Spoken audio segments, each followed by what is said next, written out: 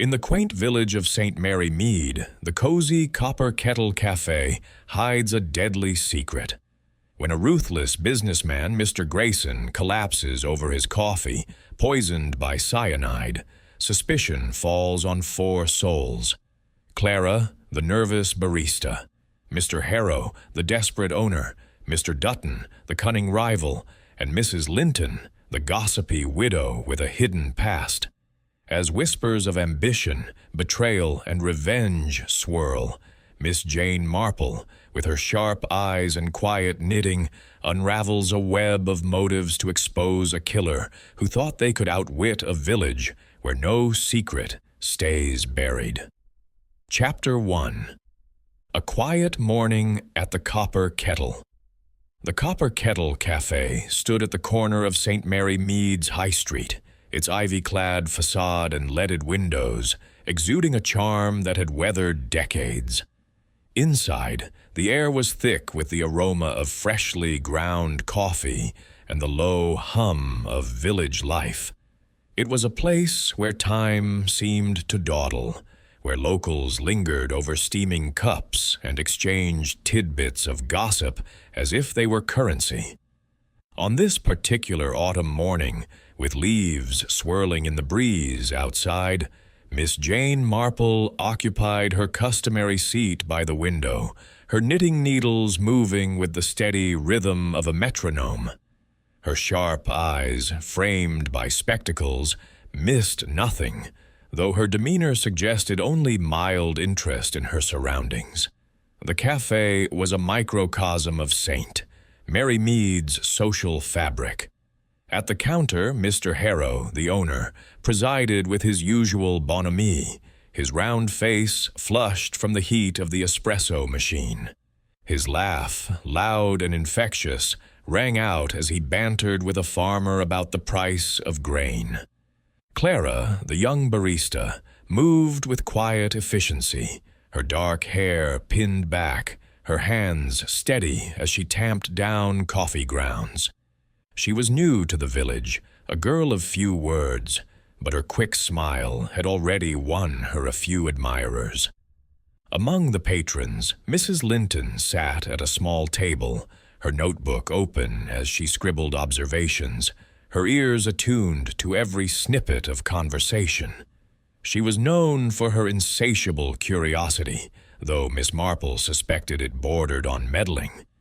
A stranger to the village, Mr. Grayson, occupied a table near the back, his presence as conspicuous as a shadow in sunlight. He was a man of middle years, with a lean frame and a face that seemed perpetually calculating.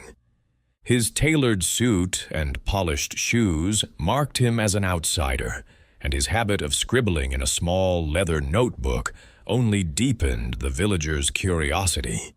He had been coming to the Copper Kettle for a week, always ordering a black coffee and keeping to himself. Miss Marple, with her knack for noticing the unremarkable, observed the way. His eyes darted toward the counter whenever Clara passed, and how his pen paused when Mr. Harrow's laugh grew too loud. The morning progressed with its usual rhythm until just past 11. A clatter shattered the calm. Mr. Grayson's coffee cup slipped from his hand, striking the oak floor with a sharp crack. His body slumped forward, his head striking the table with a dull thud. A collective gasp rose from the patrons. Clara froze, a milk pitcher in her hand, while Mr. Harrow's smile vanished. Mrs. Linton's pen hovered over her notebook, her eyes wide. Miss Marple set her knitting aside, her mind already sifting through the scene. The other customers, a farmer, a postman, and a pair of elderly sisters, stared in stunned silence as Mr. Harrow rushed to Grayson's side, calling his name. It was clear even to the untrained eye that Mr. Grayson was beyond help. His face, once sharp and alert, was now slack, his eyes staring blankly. A faint, acrid scent lingered in the air, one Miss Marple recognized from her reading as suggestive of something far more sinister than a heart attack. She remained seated, her hands folded, as Mr. Harrow sent the postman to fetch Dr. Haydock. The cafe, moments ago a haven of warmth, now felt like a stage where a dark drama had begun to unfold. Miss Marple's gaze swept the room, noting Clara's trembling hands, Mr. Harrow's sudden pallor, and Mrs. Linton's hurried scribbling. She also recalled a fleeting glimpse of Mr. Dutton, the owner of the rival Teacup Haven, lingering outside the cafe earlier that morning, his expression unreadable. As the villagers whispered and the clock ticked toward noon, Miss Marple's thoughts turned to the nature of poison. For poison it surely was. It was a method both intimate and detached, requiring access and intent. Whoever had done this had been in the copper kettle, or near it, and had known Mr. Grayson's habits. The question was not only who, but why. In St. Mary Mead, where secrets were as common as daisies, Miss Marple knew the truth would lie in the small, overlooked details. The glance, the gesture, the misplaced word. She adjusted her shawl and waited, her mind as sharp as the needles in her lap, ready to unravel the mystery that had begun with a quiet morning at the copper kettle. Chapter 2. The Scent of Bitter Almonds. The Copper Kettle Café, moments ago a haven of warmth and chatter, had transformed into a tableau of stunned silence. The clatter of Mr. Grayson's coffee cup still echoed in the minds of the patrons, frozen in their seats as though time itself had paused. Miss Jane Marple sat by her window, her knitting needles stilled, her sharp eyes taking in every detail of the scene. Mr. Grayson's body slumped grotesquely across the small oak table, his face ashen, his once keen eyes now vacant. A faint, acrid scent hung in the air, imperceptible to most but unmistakable to Miss Marple, whose reading of detective novels and village tragedies had acquainted her with the telltale signs of poison. The other customers, a farmer in muddy boots, a postman clutching his satchel, and the elderly Bantry sisters, stared in mute horror, their morning routine shattered by the grim spectacle. Mr. Harrow, the cafe's owner, knelt beside Grayson, his usually florid face drained of color. "Grayson, good heavens, man, wake up," he called, shaking the lifeless shoulder. His voice, normally booming with joviality, trembled with a mix of panic and disbelief. Clara, the young barista, stood rooted behind the counter, a milk pitcher dangling from her hand, her dark eyes wide with shock. Mrs. Linton, the village's most notorious gossip, had ceased her scribbling, her notebook forgotten, as she pressed a handkerchief to her lips. Miss Marple noted the subtle movements, Clara's fingers twitching nervously, Mr. Harrow's quick glance toward the door, and Mrs. Linton's eyes darting between the body and the other patrons, as if cataloging their reactions for later dissection. The postman, recovering his wits, bolted for the door, muttering about fetching Dr. Haydock. Miss Marple, her hands folded calmly in her lap, watched him go, her mind already sifting through the morning's events. She recalled the fleeting figure of Mr. Dutton, owner of the rival Teacup Haven, lingering outside the cafe an hour earlier, his hat pulled low and his expression inscrutable. It was a small detail, but in St. Mary Mead, where life unfolded in predictable rhythms, such anomalies were significant. She also noted the coffee cup, now lying on its side, a dark stain spreading across the floorboards. The liquid glistened faintly, and that peculiar scent, bitter almonds, faint but unmistakable, clung to it. Within minutes, Dr. Haydock arrived, his medical bag swinging as he strode through the door. A man of brisk efficiency, his gray hair and weathered face belied a mind as sharp as any in the village. He knelt beside Grayson, his fingers probing for a pulse, his nose wrinkling slightly as he caught the same scent Miss Marple had detected. "No pulse," he murmured, more to himself than to the onlookers. He leaned closer, his eyes narrowing as he examined Grayson's face, the bluish tinge around the lips, the unnatural stillness. "Cyanide, I'd wager," he said quietly, glancing at Mr. Harrow. "That smell. Bitter almonds.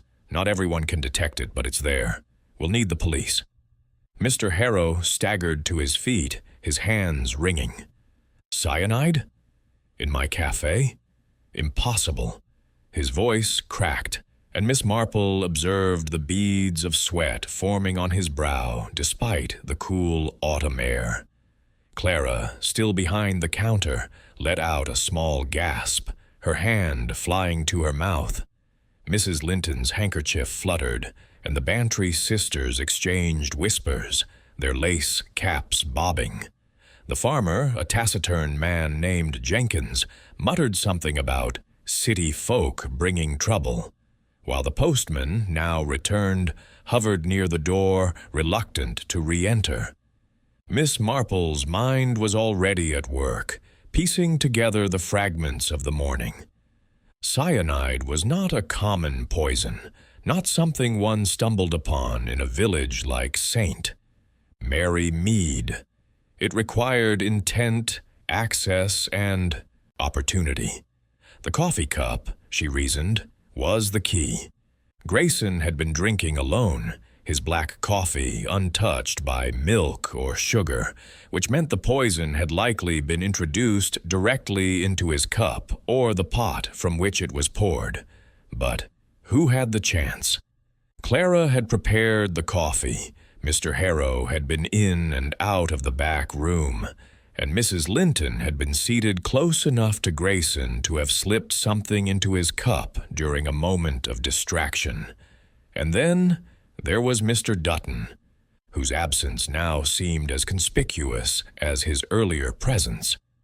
The arrival of Inspector Craddock broke the tension. A tall, lean man with a face that suggested both patience and determination, he entered the cafe with 2 constables in tow. His eyes swept the room, taking in the body, the scattered patrons, and the overturned cup.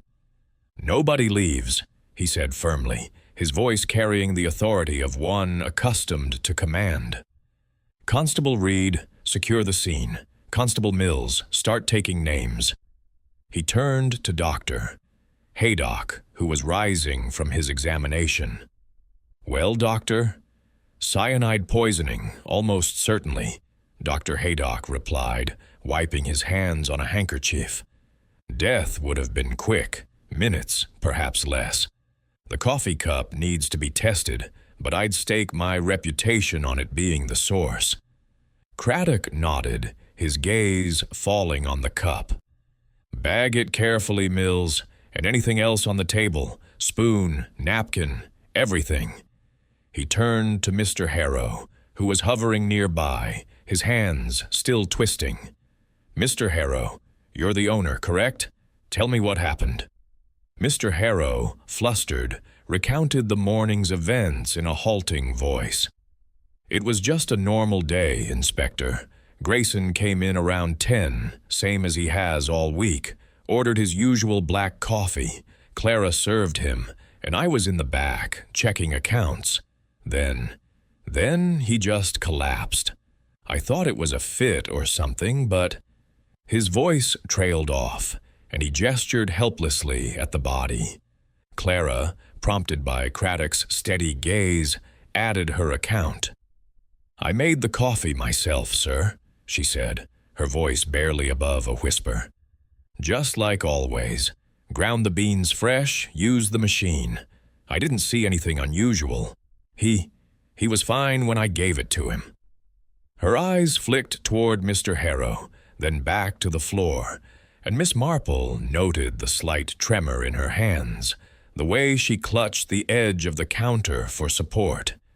Mrs. Linton, when questioned, offered little beyond her shock. "I was just writing in my notebook," she said, her voice quavering. "I didn't see anything odd until he fell. Oh, it's dreadful." Her eyes, however, gleamed with a curiosity that belied her distress, and Miss Marple suspected she was already composing the tale for the village's eager ears.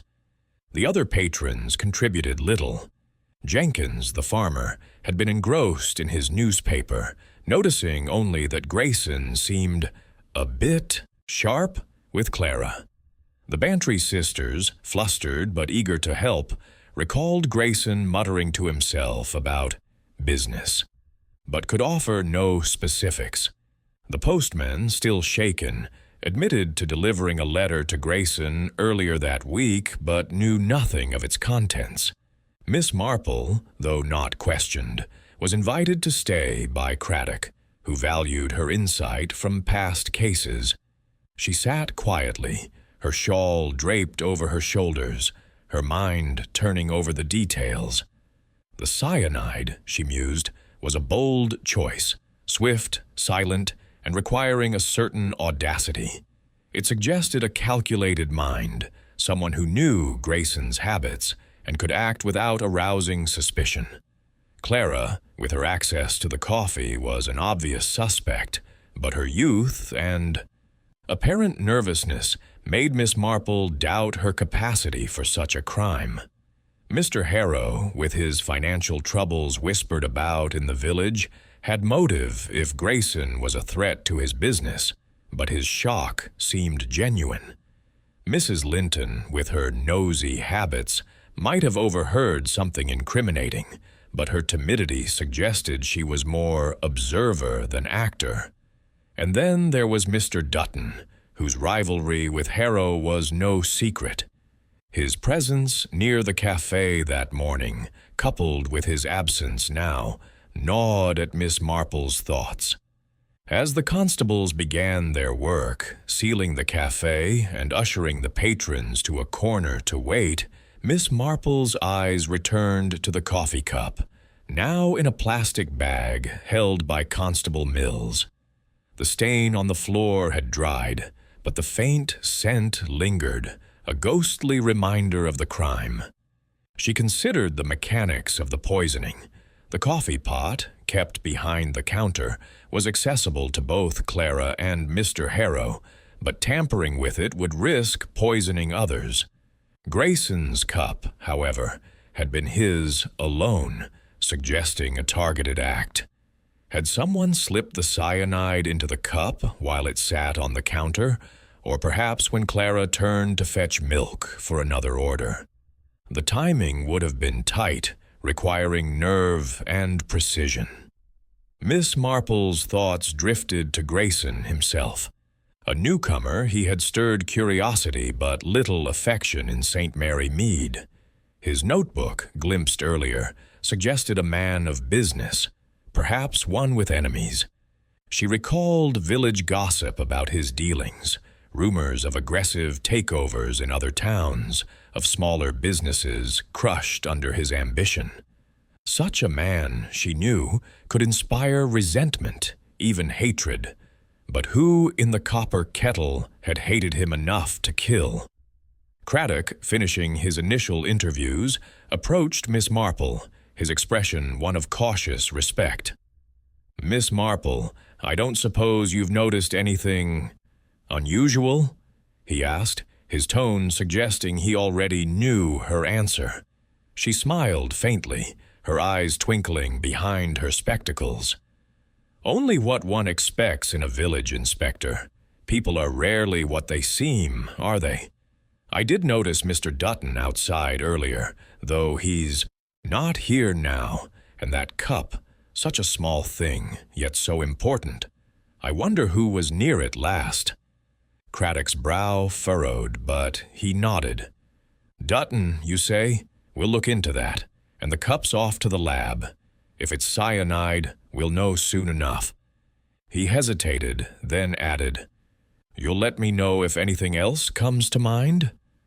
"Of course, Inspector," she replied, her voice mild, but her mind racing.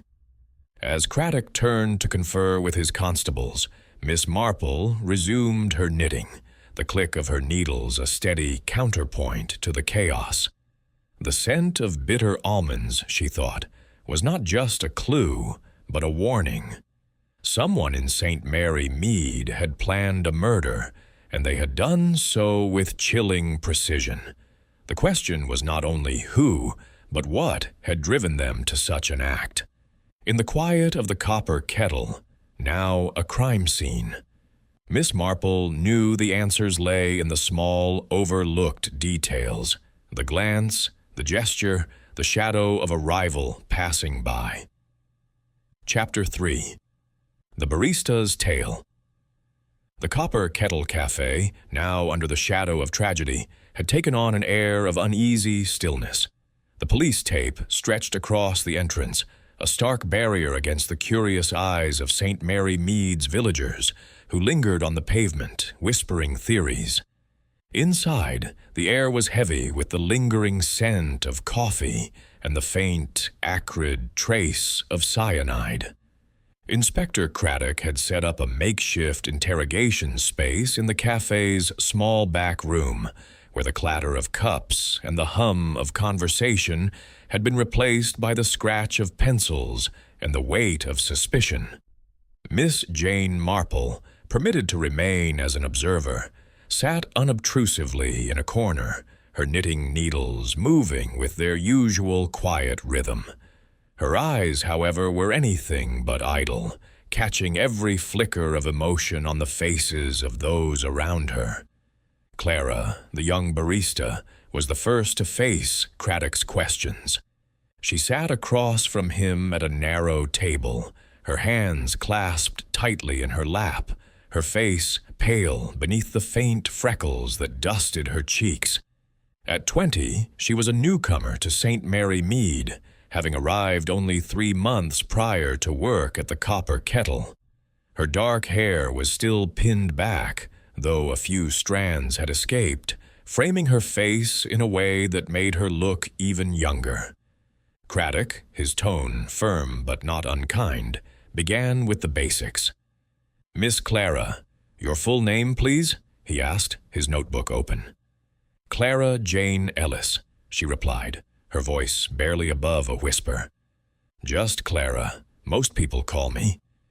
"And you served Mr. Grayson his coffee this morning?"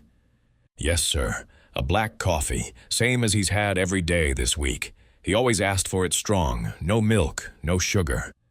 Her fingers twisted together, and Miss Marple noted the slight tremor in them, the way her eyes avoided Craddock's gaze, settling instead on the table's worn surface. "Walk me through it," Craddock said, leaning forward. "From the moment he ordered to when you handed him the cup." Clara swallowed, her throat bobbing.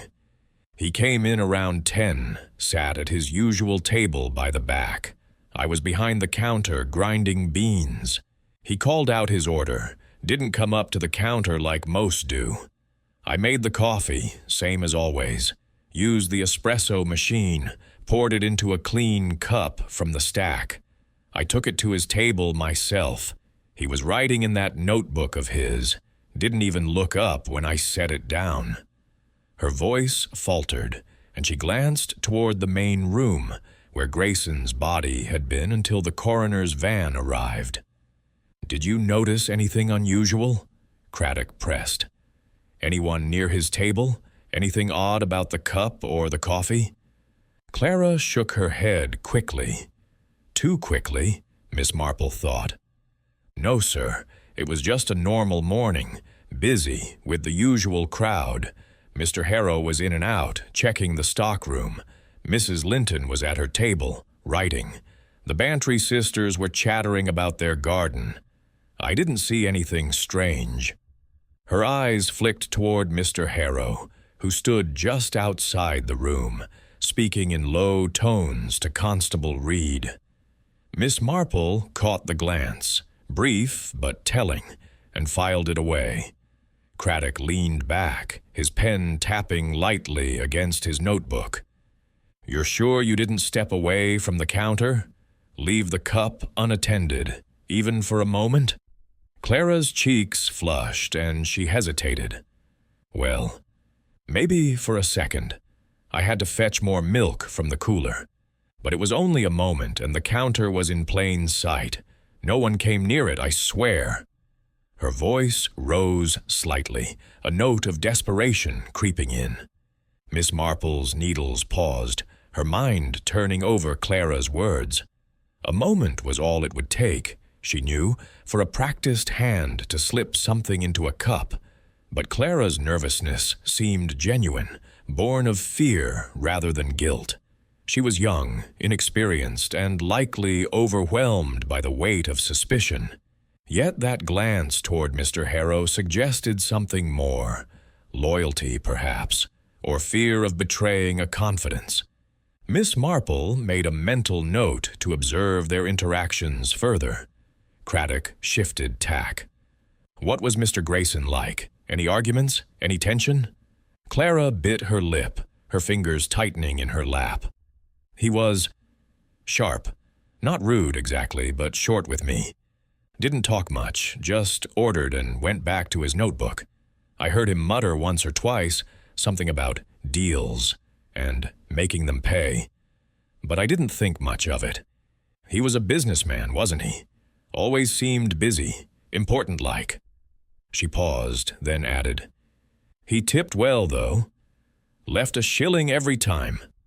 Craddock jotted this down, his expression unreadable. "And you? Did you like him?" Clara's eyes widened, as if the question startled her. "Like him? I didn't know him, sir. He was just a customer. I didn't have any reason to dislike him." Her voice wavered, and she looked down, her hands now twisting the hem of her apron. Miss Marple watched closely, her mind sifting through Clara's words. The girl's discomfort was palpable, but it could stem from the shock of the morning's events rather than guilt. Still, her hesitation when asked about the counter suggested a gap in her story, a moment of vulnerability where the poison could have been introduced. Miss Marple considered the layout of the café. The counter was visible to most of the room, but a busy morning could provide cover for a quick, unnoticed act. Clara's youth and inexperience made her an unlikely poisoner, but she had opportunity, and opportunity was half the equation. Craddock closed his notebook, his tone softening. "Thank you, Miss Ellis. If you remember anything else, you'll tell me, won't you?" Clara nodded, her eyes still fixed on the table. "Yes, sir. Can I go now?" "For now," Craddock said, gesturing for her to step outside. As she passed Mr. Harrow, their eyes met briefly, and Miss Marple noted the way Clara's shoulders relaxed, as if reassured by his presence. It was a small gesture, but in St. Mary Mead, where human nature revealed itself in such subtleties, it spoke volumes. As Clara left the room, Craddock turned to Miss Marple, his voice low. "What do you make of her, Miss Marple?" "Nervous as a cat, but that doesn't mean she's guilty." Miss Marple's needles resumed their rhythm, her expression serene, but her mind sharp. "She's frightened, Inspector, and not just of you. She's young, new to the village, and likely feels out of her depth. But that glance at Mr. Harrow, there's something there. Loyalty, perhaps, or fear of saying too much. I'd wager she knows more than she's letting on, even if she doesn't realize it herself." Craddock raised an eyebrow, accustomed to Miss Marple's knack for seeing beneath the surface. "You think she's covering for someone?" "Possibly," Miss Marple replied, her voice mild. "Or she may simply be afraid of being blamed. The coffee came from her hands, after all. But cyanide isn't something a girl like Clara would have lying about. It requires intent, connections. I'd look to those with more experience in the world." Craddock nodded, his gaze drifting toward the door where Mr. Harrow waited. "Harrow's next, then, and I haven't forgotten your mention of Dutton. We'll track him down." Miss Marple smiled faintly, her eyes returning to her knitting. "Oh, I'm sure you will, Inspector. And I suspect Mr. Dutton will have an interesting tale to tell." As Craddock prepared to call Mr. Harrow, Miss Marple's thoughts lingered on Clara. The girl was no mastermind, but she was part of the puzzle. Her access to the coffee made her a convenient suspect, yet her demeanor suggested innocence, or at least a lack of cunning. The real question was who had the means and motive to procure cyanide and place it in Grayson's cup. Mr. Harrow, with his struggling café, had reason to fear a man like Grayson, whose business dealings were rumored to be ruthless. Mrs. Linton, with her gossipy ways, might have stumbled upon a secret worth killing for. And Mr. Dutton, whose rivalry with Harrow was the talk of the village, had been too near the scene for comfort. In St. Mary Mead, Miss Marple knew, the truth often hid in plain sight, waiting for a keen eye to uncover it. Her needles clicked on, a quiet counterpoint to the mystery unfolding before her. Chapter 4. The Owner's Ambition.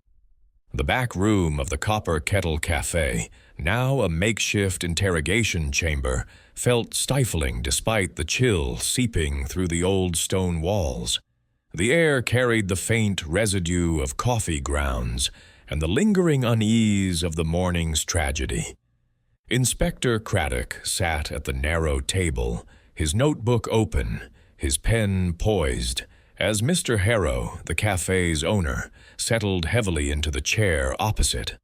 Miss Jane Marple, perched in her corner, her knitting a soft metronome, watched with the quiet intensity of one accustomed to unraveling human motives.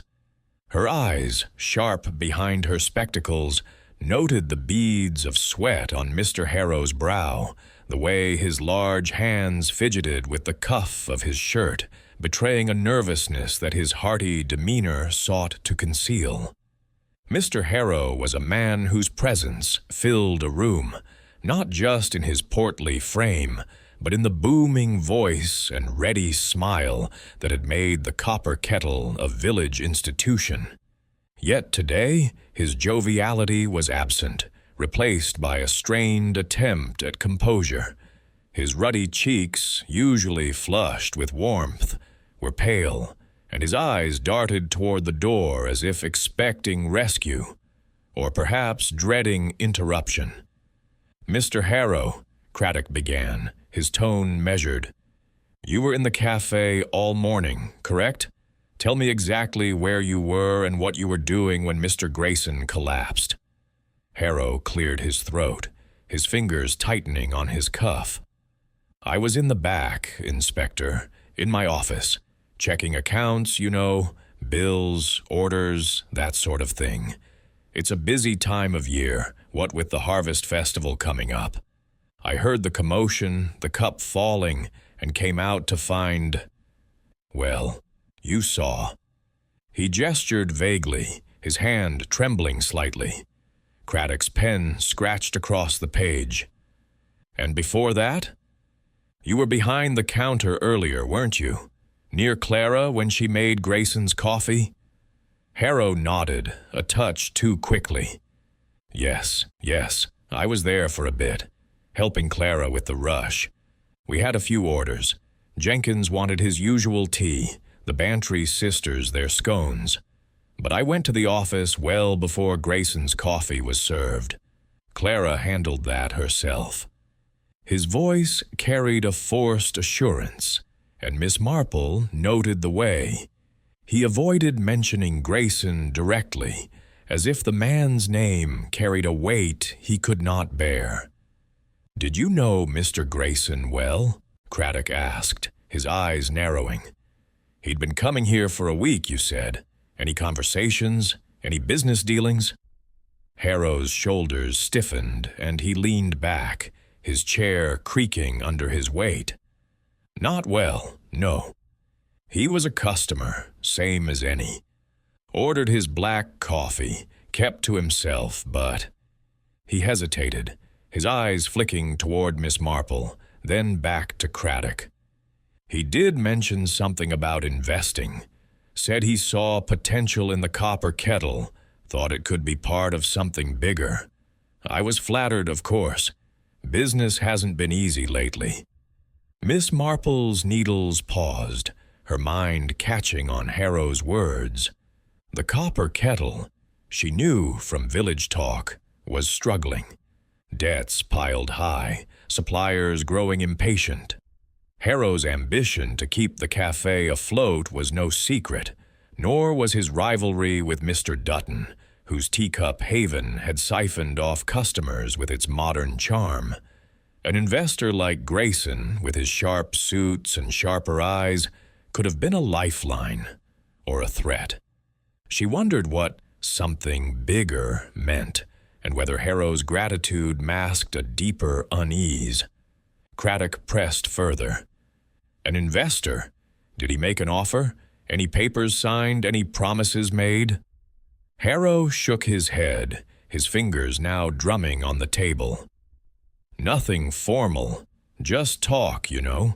He said he'd been looking at businesses in the area, wanted to expand. Mentioned my cafe and, well, Dutton's place, too.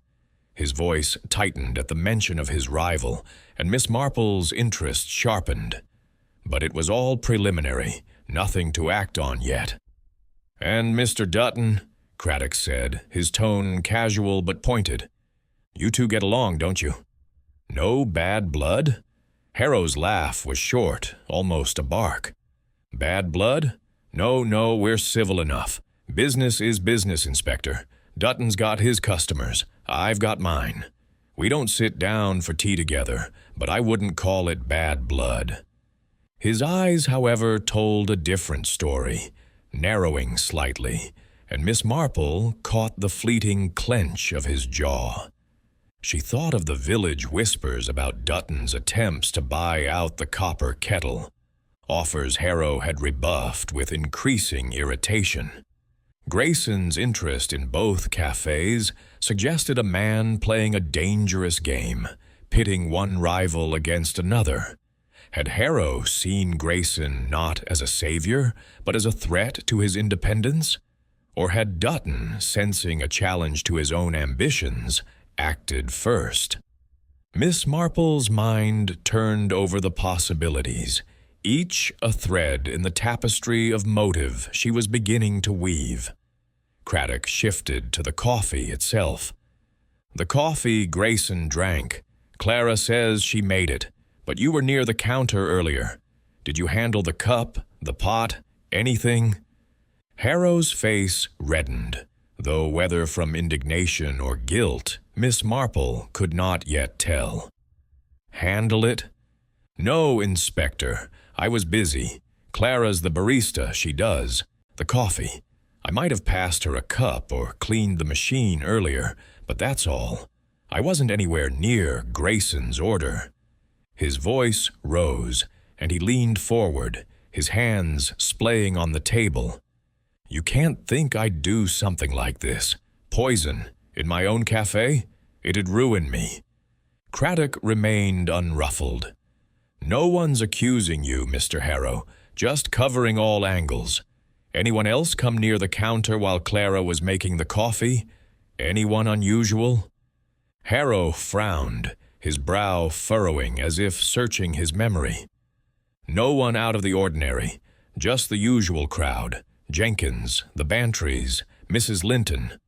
Oh, and that delivery boy from the market was in earlier, dropping off some sugar sacks, but he was gone before Grayson ordered. He paused, then added, almost as an afterthought. I did see Dutton outside earlier, though.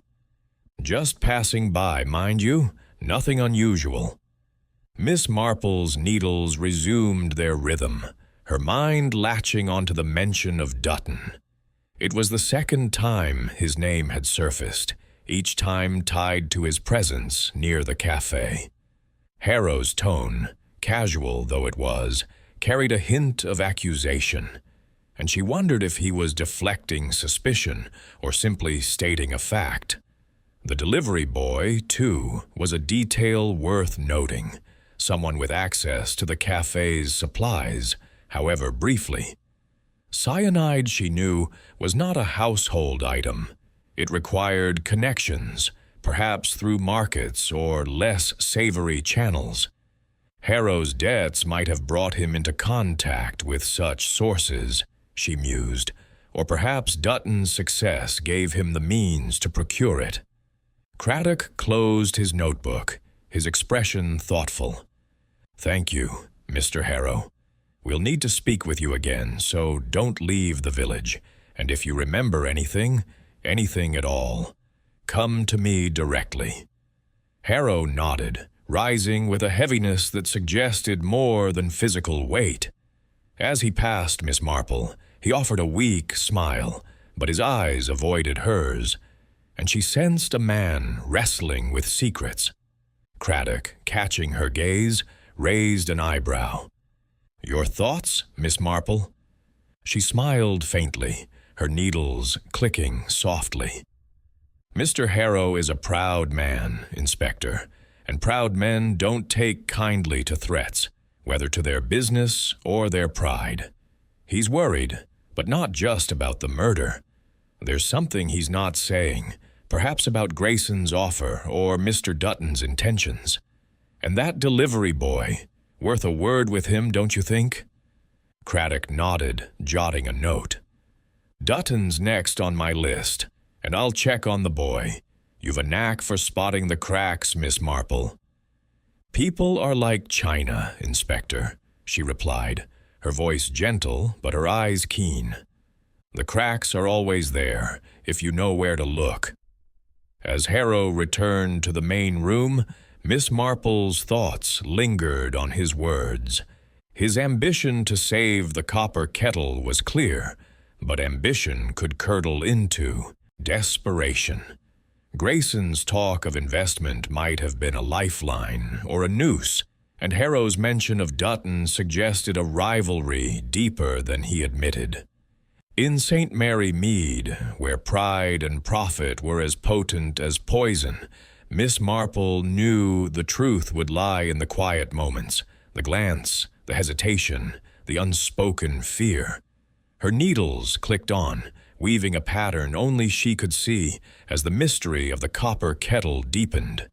Chapter 5. The Rival's Shadow. The Copper Kettle Café, now cloaked in the somber hush of a crime scene, seemed to hold its breath as Inspector Craddock continued his investigation. The police tape at the entrance fluttered in the autumn breeze, a grim reminder of the morning's tragedy. Inside, the chairs stood askew, and the faint scent of coffee mingled with the lingering trace of something more sinister. Miss Jane Marple sat in her corner, her knitting needles moving with their steady, unobtrusive rhythm, her eyes missing nothing. The interviews with Clara and Mr. Harrow had painted a picture of tension and hidden motives, but the absence of Mr. Dutton, the rival café owner, loomed large in her thoughts. His fleeting presence near the copper kettle earlier that morning, noted by both Miss Marple and Mr. Harrow, was a thread she could not ignore. Inspector Craddock, his notebook now thick with scribbled details, had sent Constable Reed to fetch Mr. Dutton from his establishment, the Teacup Haven, just down the high street. The rival café, with its sleek, modern decor and bustling trade, was everything the copper kettle was not, and its success was a sore point in St. Mary Mead. Miss Marple, ever attuned to village undercurrents, knew the rivalry between Harrow and Dutton was more than professional. It was personal, rooted in pride and survival. Grayson's death, with its suggestion of calculated malice, had cast a shadow over both men, and Dutton's absence from the scene only sharpened her curiosity. As they awaited Dutton's arrival, Craddock paced the small back room, his brow furrowed. "This Dutton fellow," he said, glancing at Miss Marple. "You mentioned seeing him outside earlier. What was he doing, exactly?" Miss Marple's needles paused, her expression serene, but her mind sharp. "He was standing across the street, Inspector, near the post box. Just for a moment, mind you, but long enough to catch my eye. He had his hat pulled low, and he seemed to be watching the cafe. Then he moved on, toward the market. It struck me as odd, not his being there, but the way he lingered, as if he didn't want to be seen." Craddock nodded, jotting a note. "Harrow mentioned him too, almost too casually. There's no love lost between them, is there?" "None at all," Miss Marple replied, her voice gentle but her eyes keen. "Mr. Harrow's cafe is struggling, while Mr. Dutton's thrives. In a village like St. Mary Mead, such things breed resentment. And Mr. Grayson, with his talk of investments, might have stirred the pot." Before Craddock could respond, Constable Reed returned, ushering in Mr. Dutton. He was a man of contrasts to Harrow, lean where Harrow was portly, sharp-featured where Harrow was ruddy, his movements precise and deliberate. His dark suit was impeccably tailored, and his gray eyes held a calculating glint that Miss Marple found both intriguing and unsettling.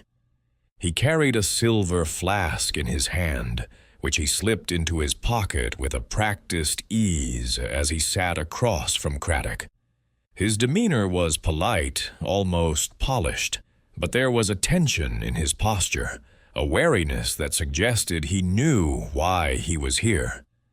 "Mr. Dutton," Craddock began, his tone firm but neutral. "You own the Teacup Haven, correct? And you were seen near the Copper Kettle this morning. Care to explain?" Dutton's lips curved into a thin smile, though it did not reach his eyes. "I was passing by, Inspector, on my way to the market.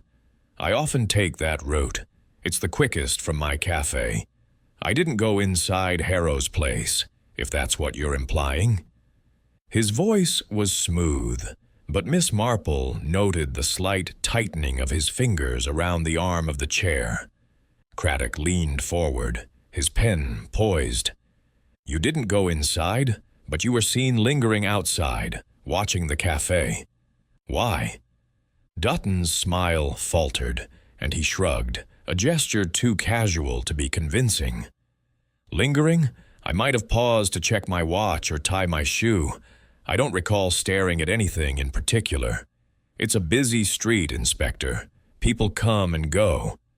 He glanced at Miss Marple, as if assessing her presence, and she met his gaze with a mild, unassuming smile that gave nothing away. "And Mr. Grayson," Craddock continued, "you knew him?" Dutton's expression hardened, a flicker of disdain crossing his face. "Knew of him. He wasn't a customer of mine, but I'd heard the talk. A businessman, always sniffing around for opportunities. He'd been in the Copper Kettle, I gather, and there were rumors he was looking at my place too. Not the sort I'd want meddling in my affairs." His tone was clipped, and Miss Marple caught the bitterness beneath it, a resentment that went beyond professional rivalry. "Rumors?" Craddock pressed. "What kind?" Dutton hesitated, his eyes narrowing. "Village gossip, mostly. Talk of him wanting to buy up businesses, merge them, turn St. Mary Mead into some sort of commercial hub. He had a reputation, you know. Ruthless, they said. Ruined smaller cafes in other towns, drove them out of business. I didn't like the sound of him, but I had no dealings with him directly." Miss Marple's needles clicked softly, her mind turning over Dutton's words. His disdain for Grayson was palpable, but it was his choice of phrase, not the sort I'd want meddling, that struck her. It suggested a man protective of his domain, one who might see Grayson as a threat, not just to Harrow, but to his own carefully built empire. The silver flask, too, intrigued her. It was an odd accessory for a cafe owner, and she wondered what it contained. Brandy, as such men often claimed, or something more sinister. Craddock shifted tack. "You say you were at the market this morning. Anyone see you there? Anyone who can confirm your movements?" Dutton's jaw tightened, but he nodded. "Plenty of people. I spoke to old Mrs. Carter at the fruit stall, and the butcher, Mr. Giles.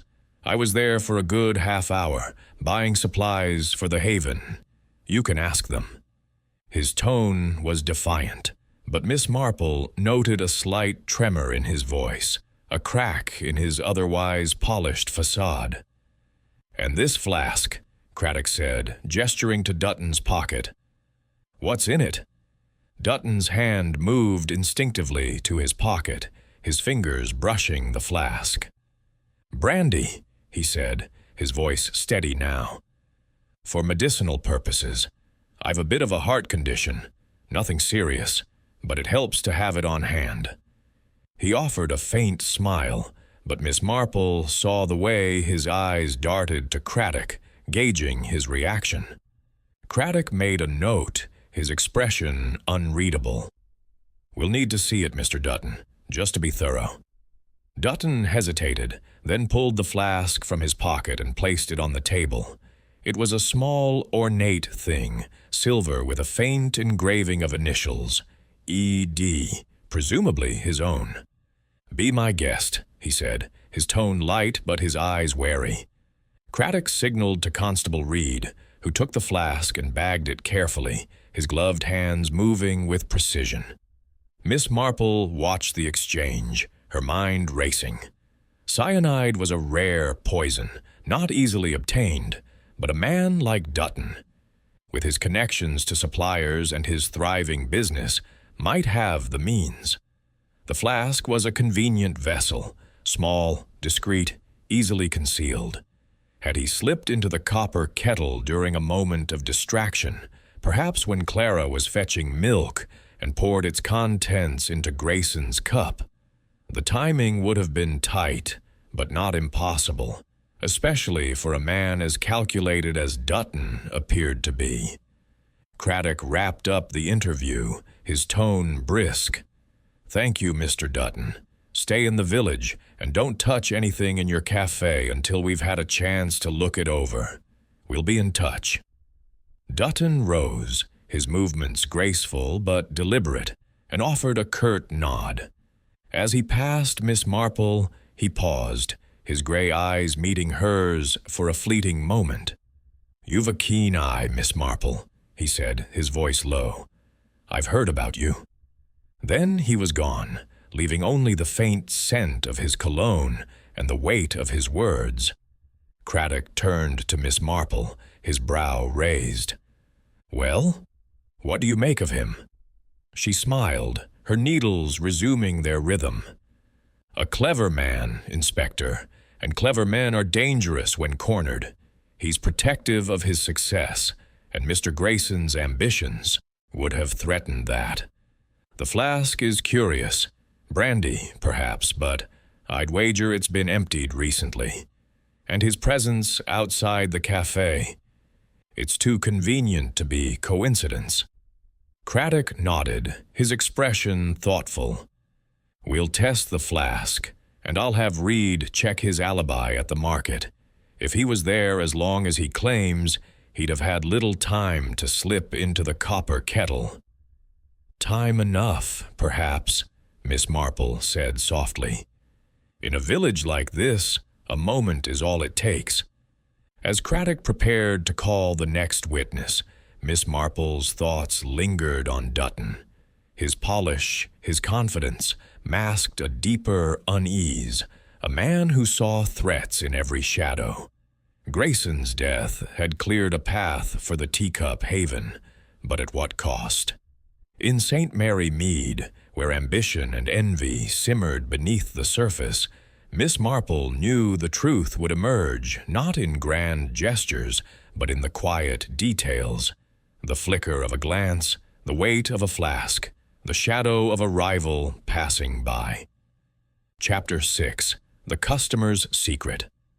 The Copper Kettle Café, now a hushed shrine to the morning's grim events, seemed to pulse with unspoken questions. The police tape at the entrance held back a growing crowd of villagers, their murmurs a low hum through the leaded windows.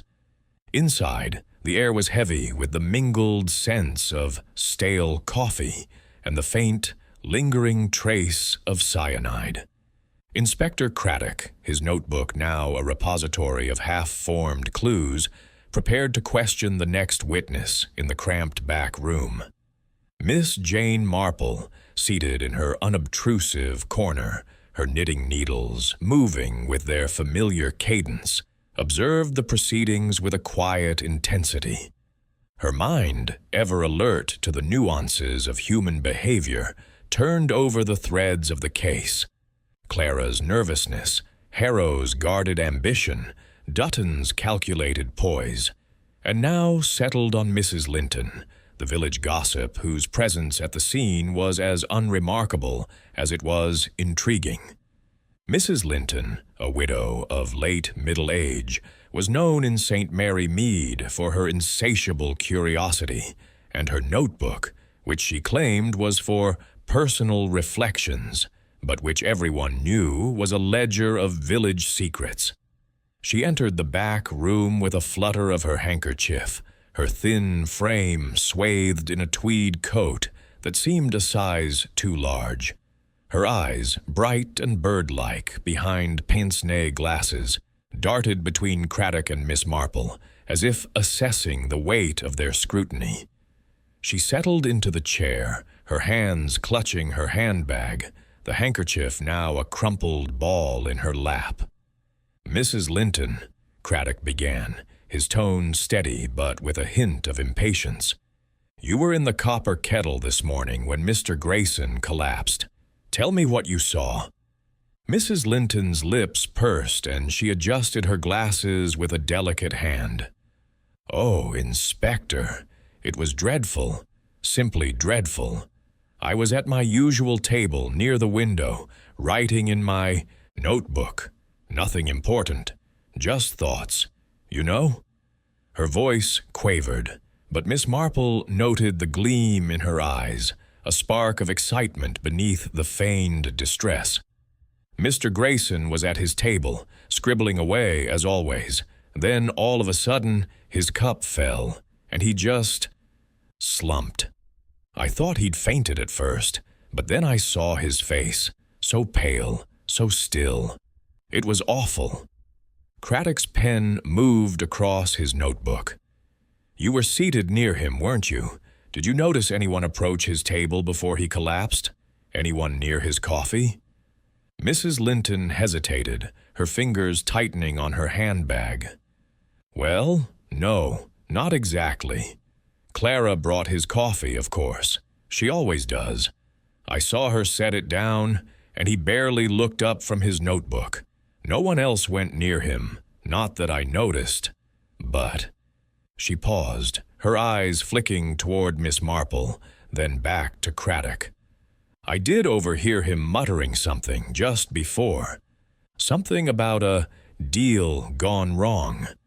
He seemed agitated, but I didn't think much of it at the time." Miss Marple's needles paused, her mind seizing on the phrase. A deal gone wrong suggested Grayson's business ventures were not as smooth as he presented. Mrs. Linton's knack for eavesdropping, while irritating to many, was proving useful, but Miss Marple wondered how much the woman was editing her account. Her hesitation, the quick glance, hinted at more than she was willing to share. Craddock leaned forward, his interest piqued. "A deal gone wrong? Did he say anything else? Any names? Any specifics?" Mrs. Linton shook her head, her handkerchief fluttering. No, Inspector. That was all I caught. He was speaking low, almost to himself. I wasn't trying to listen, you understand. It's just that my table was close, and I have sharp ears. She offered a weak smile, but Miss Marple saw the calculation behind it, the way she gauged Craddock's reaction. "And what about the other patrons?" Craddock asked. "Mr. Harrow, Clara, anyone else moving around the cafe?" Mrs. Linton's brow furrowed, as if sifting through her memory. "Mr. Harrow was behind the counter early on, but I think he went to the back before Grayson's coffee was served. Clara was busy, as always, running back and forth. The Bantry sisters were at their table, prattling about their roses. Jenkins, the farmer, was reading his paper. No one stood out, really." She paused, then added, almost as an afterthought, "Though I did see that delivery boy, Tommy, from the market, come in with some sacks. He was in and out quickly before Grayson's order." Miss Marple's interest sharpened. The delivery boy, mentioned by Harrow as well, was a recurring figure, a fleeting presence in the cafe's morning rhythm. His access to the supplies, however brief, was worth noting. But it was Mrs. Linton herself who intrigued her most. The widow's reputation for gossip suggested she knew more about Grayson than she let on. Village talk had hinted at her late husband's financial ruin, tied to a businessman whose methods matched Grayson's ruthless reputation. Could her eavesdropping have uncovered a personal grievance, one strong enough to push her beyond her usual role as observer? Craddock shifted tack. "You've lived in St. Mary Mead a long time. Mrs. Linton, what do you know about Grayson? Any enemies? Any trouble he might have brought with him?" Mrs. Linton's eyes widened, and she clutched her handbag tighter. "Enemies? Oh, I wouldn't say that. He was new, you know, only here a week. But people talked. They said he was a sharp one, buying up businesses, squeezing out the little folk. I heard he'd done it in other towns, left people with nothing. Not that I know details, mind you, just what one hears." Her voice was prim, but Miss Marple caught the undercurrent of relish, as if she savored the scandal. "And your husband," Craddock said, his tone careful but pointed. "He was in business, wasn't he? Any dealings with someone like Grayson?" Mrs. Linton's face froze, her handkerchief stilling in her hand. "My Herbert? Oh, no, Inspector, nothing like that. He ran a small shop, years ago, but it didn't do well. Bad investments, you see. Nothing to do with Mr. Grayson." Her voice was too quick, her denial too emphatic, and Miss Marple's needles slowed as she processed the lie. Mrs. Linton's discomfort was palpable, a crack in her carefully curated facade of village busybody. Craddock made a note, his expression unreadable. "One last thing, Mrs. Linton. Your notebook. What were you writing this morning? Anything about Grayson?" Mrs. Linton's cheeks flushed, and she drew herself up, indignant. "My notebook is private, Inspector. Just personal thoughts, observations about the day. Nothing to do with this terrible business." She clutched her bag closer, as if shielding it from scrutiny. Craddock raised an eyebrow, but let it pass. "Very well. Stay in the village, Mrs. Linton. We may need to speak with you again." As she rose, her movements jerky, she offered Miss Marple a tight smile before hurrying out. Craddock turned to Miss Marple, his voice low. "She's hiding something, isn't she?" Miss Marple's needles resumed their rhythm, her expression serene. "Oh, yes, Inspector. Mrs. Linton hears everything and forgets nothing, but she chooses what to share. That deal gone wrong is a clue, and her husband's ruin. Well, I've heard whispers that a man like Grayson was involved. She's no murderer, I think. Too timid for that. But she knows more than she's saying. And that notebook of hers might be worth a look." Craddock nodded, jotting a note. "I'll have Reed keep an eye on her. And this delivery boy, Tommy, he's coming up too often to ignore. I'll track him down." Miss Marple smiled faintly. "A good idea, Inspector. In a village like this, the smallest roles can play the biggest parts." As Craddock prepared to call the next witness, Miss Marple's thoughts lingered on Mrs. Linton. Her gossip was a weapon, but her fear suggested a personal stake. Had she overheard something that made her a threat or a target? Grayson's death was a calculated act, and in St. Mary Mead, where secrets were currency, Miss Marple knew the truth lay in the quiet details, the muttered phrase, the hidden grudge, the scribbled note of a woman who saw too much. Chapter 7. The Notebook's Clues. The Copper Kettle Café, its warmth now replaced by a chill of suspicion, stood silent under the weight of the ongoing investigation. The police tape at the entrance swayed gently, a barrier against the curious villagers who lingered outside, their whispers a soft undercurrent to the autumn breeze. Inside, the tables remained as they were when Mr. Grayson's body had slumped forward, the overturned coffee cup now in police custody, its contents being analyzed for the cyanide that had ended his life. Miss Jane Marple, seated in her familiar corner, her knitting needles moving with their steady rhythm, observed the scene with a quiet intensity. Her mind, sharp as ever, sifted through the testimonies of Clara, Mr. Harrow, Mr. Dutton, and Mrs. Linton, each adding a piece to the puzzle. Yet it was the absence of one key item, Grayson's notebook, that gnawed at her thoughts, a tantalizing clue to the motives behind his death. Inspector Craddock, his face etched with the strain of a case that grew more complex with each interview, emerged from the back room, a small leather-bound notebook in his gloved hand. He approached Miss Marple, his expression a mix of curiosity and respect. "Miss Marple," he said, his voice low, "we found this in Grayson's coat pocket. It's his notebook, the one he was always scribbling in. I'd like your take on it before we send it to the lab." Miss Marple set her knitting aside, her eyes brightening with interest. "How kind of you, Inspector. A man's notes can reveal more than his words, don't you think?" She took the notebook, her fingers careful as she opened its worn cover. The pages were filled with tight, precise handwriting, interspersed with numbers and cryptic abbreviations. To the untrained eye, it might have seemed a jumble of business jargon, but to Miss Marple, it was a window into Grayson's world, a world of ambition, calculation, and perhaps betrayal. Craddock stood beside her, peering over her shoulder. "Anything stand out?" he asked, his tone betraying a hope that her keen insight would uncover what his own eyes might have missed. Miss Marple's lips pursed as she turned the pages, her gaze lingering on certain entries. "Oh yes, Inspector.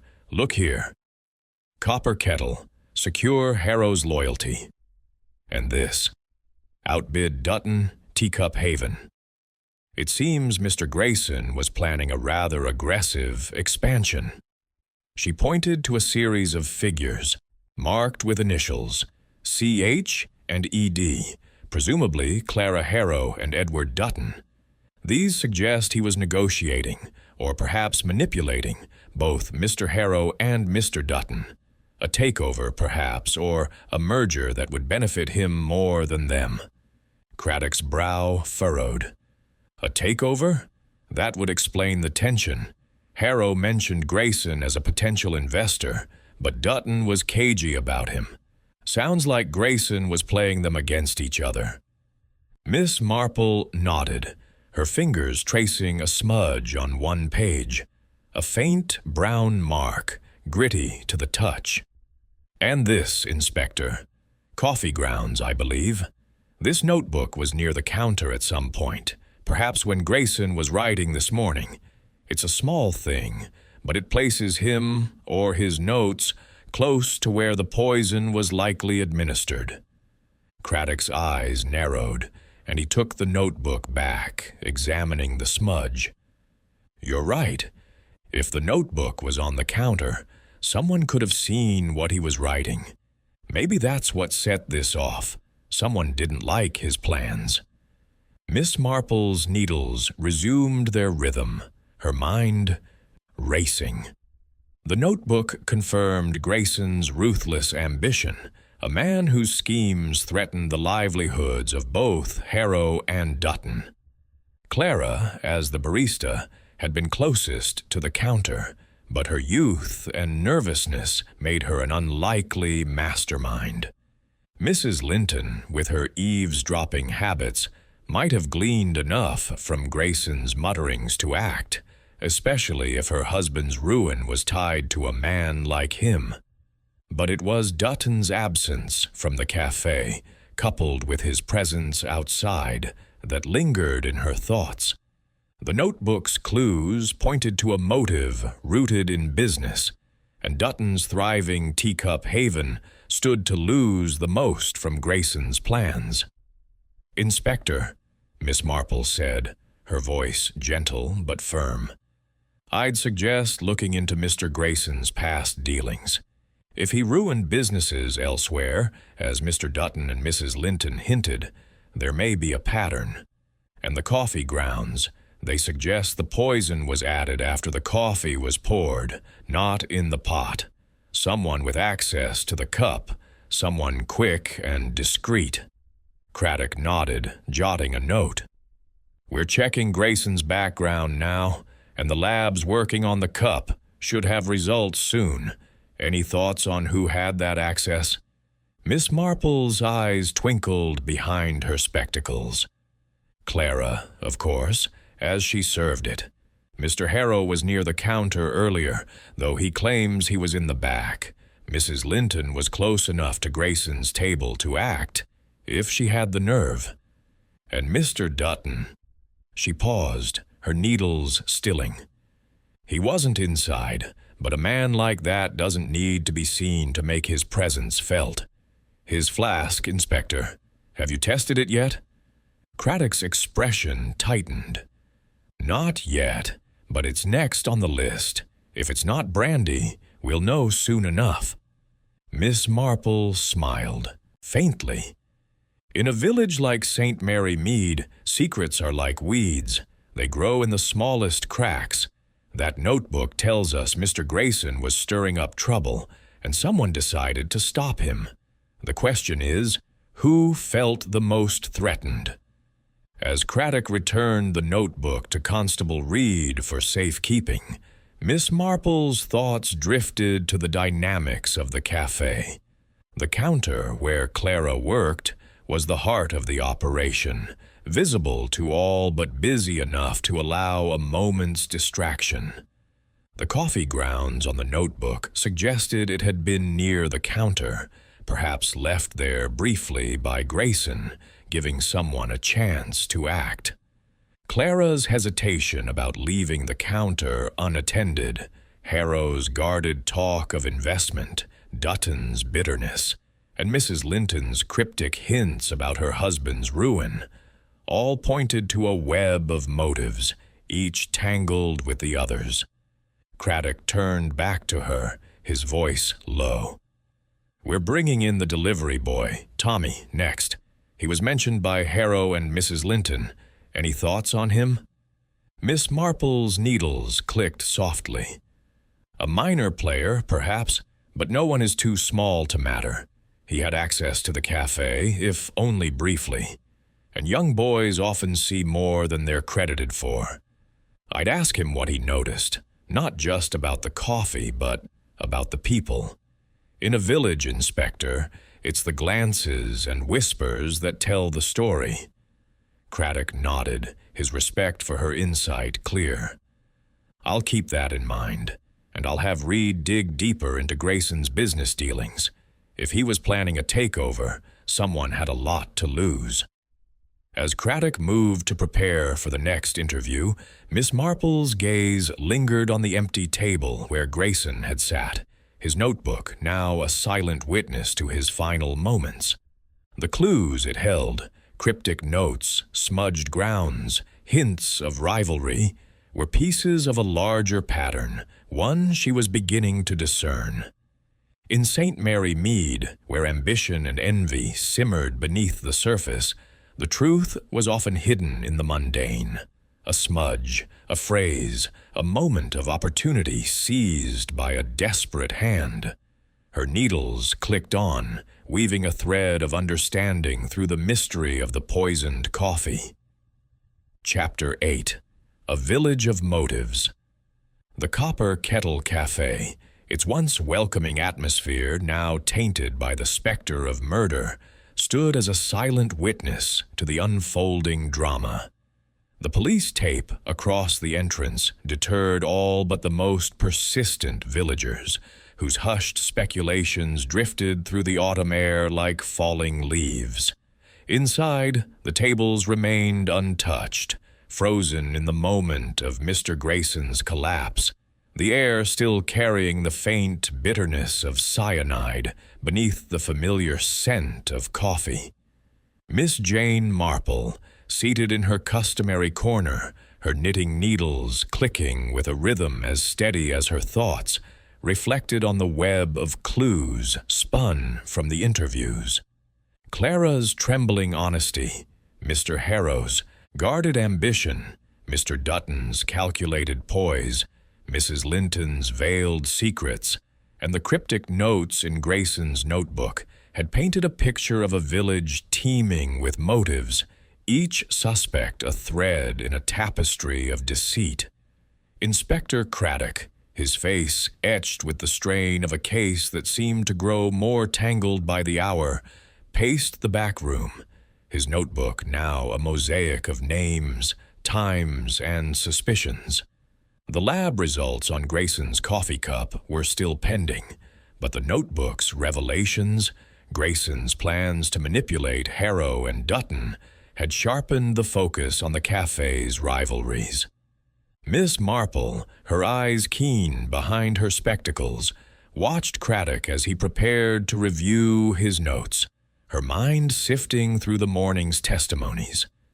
The delivery boy, Tommy, was due to be questioned next, but for now, she turned her thoughts to the suspects, each a study in human frailty.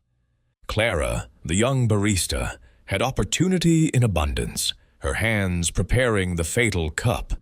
Yet her nervousness, her quick glances at Mr. Harrow, suggested a girl caught in a storm she barely understood. Miss Marple, who had seen many a young soul in St. Mary Mead, doubted Clara's capacity for such a calculated act. Poison, especially cyanide, required a coldness she sensed the girl lacked. Still, her hesitation about the counter, admitting to stepping away briefly, left a window for mischief, and her loyalty to Harrow might conceal a truth she herself did not fully grasp. Mr. Harrow, with his struggling café and mounting debts, had motive aplenty. Grayson's talk of investment could have been a lifeline or a threat, and Harrow's guarded responses hinted at a man protecting more than his business. His claim of being in the back room during the poisoning was plausible, but his earlier presence at the counter placed him near the scene. Miss Marple recalled the village whispers of his financial woes, the unpaid suppliers, the tension with Dutton. A desperate man, she knew, might act in ways he later regretted, but Harrow's shock at Grayson's death had seemed genuine, unless, of course, it was a performance. Mr. Dutton, the rival, was a different creature altogether. His polished demeanor and thriving teacup haven masked a ruthlessness that Miss Marple recognized from her observations of human nature. Grayson's notebook, with its talk of outbidding Dutton, pointed to a direct threat to his empire. His presence outside the copper kettle, his silver flask, and his evasive alibi at the market painted him as a man with means and opportunity. Cyanide was not a village staple, but Dutton's connections, his access to suppliers, made him a candidate for procuring it. His bitterness toward Grayson, thinly veiled in his interview, suggested a motive rooted in survival, a man who would not let his success be undermined. Mrs. Linton, the gossipy widow, was the least likely suspect, yet her secrets intrigued Miss Marple most. Her eavesdropping had caught Grayson's mutterings about a deal gone wrong, and her discomfort when questioned about her late husband's ruin hinted at a personal connection. Village talk linked Herbert Linton's financial collapse to a businessman with Grayson's tactics, and Miss Marple wondered if grief had turned to vengeance. Mrs. Linton lacked the boldness for murder, but her notebook, guarded so fiercely, might hold clues to what she knew, or feared. The delivery boy, Tommy, remained a wild card, his brief presence in the café noted by both Harrow and Mrs. Linton. A young lad, barely 16, he was unlikely to have orchestrated a poisoning, but his access to the supplies and his freedom to move unnoticed made him a potential witness, or pawn. Miss Marple, who had learned never to dismiss the smallest players, resolved to pay close attention to his account. As Craddock flipped through his notebook, he glanced at Miss Marple, his expression a mix of frustration and reliance. "This case is a tangle, Miss Marple. Everyone's got a reason to dislike Grayson, but pinning down who acted, that's the trick. The notebook points to a business motive, but it could be personal too. Any thoughts on where to look next?" Miss Marple's needles slowed, her smile faint, but her mind razor-sharp. "It's a village of motives, Inspector, as you say. Mr. Grayson was a catalyst, stirring up fears and ambitions. I'd look to the one who felt the most cornered, someone whose livelihood or pride was at stake. Mr. Dutton stands out, with his flask and his rivalry, but don't discount Mrs. Linton's secrets or Mr. Harrow's desperation. And young Tommy, boys like him see things others miss. Ask him not just what he did, but what he saw." Craddock nodded, his pen tapping against the page. "Tommy's coming in shortly, and we're still waiting on the lab for the cup and Dutton's flask. If there's cyanide in either, we'll have a clearer path." Miss Marple's eyes twinkled. "A path, yes, but paths in St. Mary Mead often twist. The notebook tells us Grayson was a threat, but to whom most? I'd wager it's the one who had the most to lose, and the cunning to act without being seen." As Craddock prepared to summon Tommy, Miss Marple's thoughts returned to the café's counter, the heart of the mystery. The coffee grounds on Grayson's notebook placed it near the scene of the crime, suggesting a moment when the poison was slipped into his cup. Clara's brief absence, Harrow's proximity, Dutton's shadow outside, and Mrs. Linton's watchful eyes all converged there. The truth, she knew, lay in the fleeting moments, the unnoticed gestures, the silent grudges that simmered in a village where everyone knew everyone's business. Her needles clicked on, weaving a pattern of suspicion as the mystery of the poisoned coffee deepened. Chapter 9. The Art of Observation. The Copper Kettle Café, now a silent monument to the morning's tragedy, seemed to hold its secrets close, its empty tables and chairs frozen in the moment of Mr. Grayson's collapse. The police tape at the entrance fluttered in the late autumn breeze, a barrier against the villagers who lingered outside, their curiosity undimmed by the passing hours. Inside, the air was thick with the ghosts of coffee and cyanide, a reminder of the calculated act that had shattered the village's quiet routine. Miss Jane Marple, seated in her corner with her knitting needles clicking softly, watched the investigation unfold with her characteristic blend of serenity and sharpness. Her mind, ever alert, wove together the threads of the case. Clara's nervous glances, Mr. Harrow's guarded ambition, Mr. Dutton's polished menace, Mrs. Linton's hidden grudge, and the cryptic clues in Grayson's notebook. Each suspect had a motive, but the truth, she knew, lay in the subtle details that others overlooked. Inspector Craddock, his notebook now a labyrinth of names and suspicions, had paused the interviews to await the arrival of Tommy, the delivery boy. The lab results on Grayson's coffee cup and Dutton's flask were still pending, but the weight of the case pressed heavily on him. Miss Marple, sensing his frustration, had suggested a broader approach, and Craddock, ever respectful of her insight, had agreed to let her pursue her own inquiries. With his permission, she decided to visit the Teacup Haven, Mr. Dutton's rival café, under the guise of a curious customer. In St. Mary Mead, where secrets were often revealed in casual encounters, she knew the art of observation could uncover what formal questioning might miss. The Teacup Haven was a stark contrast to the Copper Kettle. Its modern facade, with gleaming glass windows and polished brass fittings, drew a younger, more affluent crowd.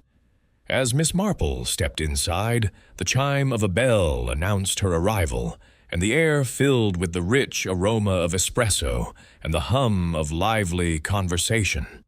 The decor was sleek, white walls, chrome accents, and tables set with crisp linens, unlike the cozy clutter of Harrow's Café.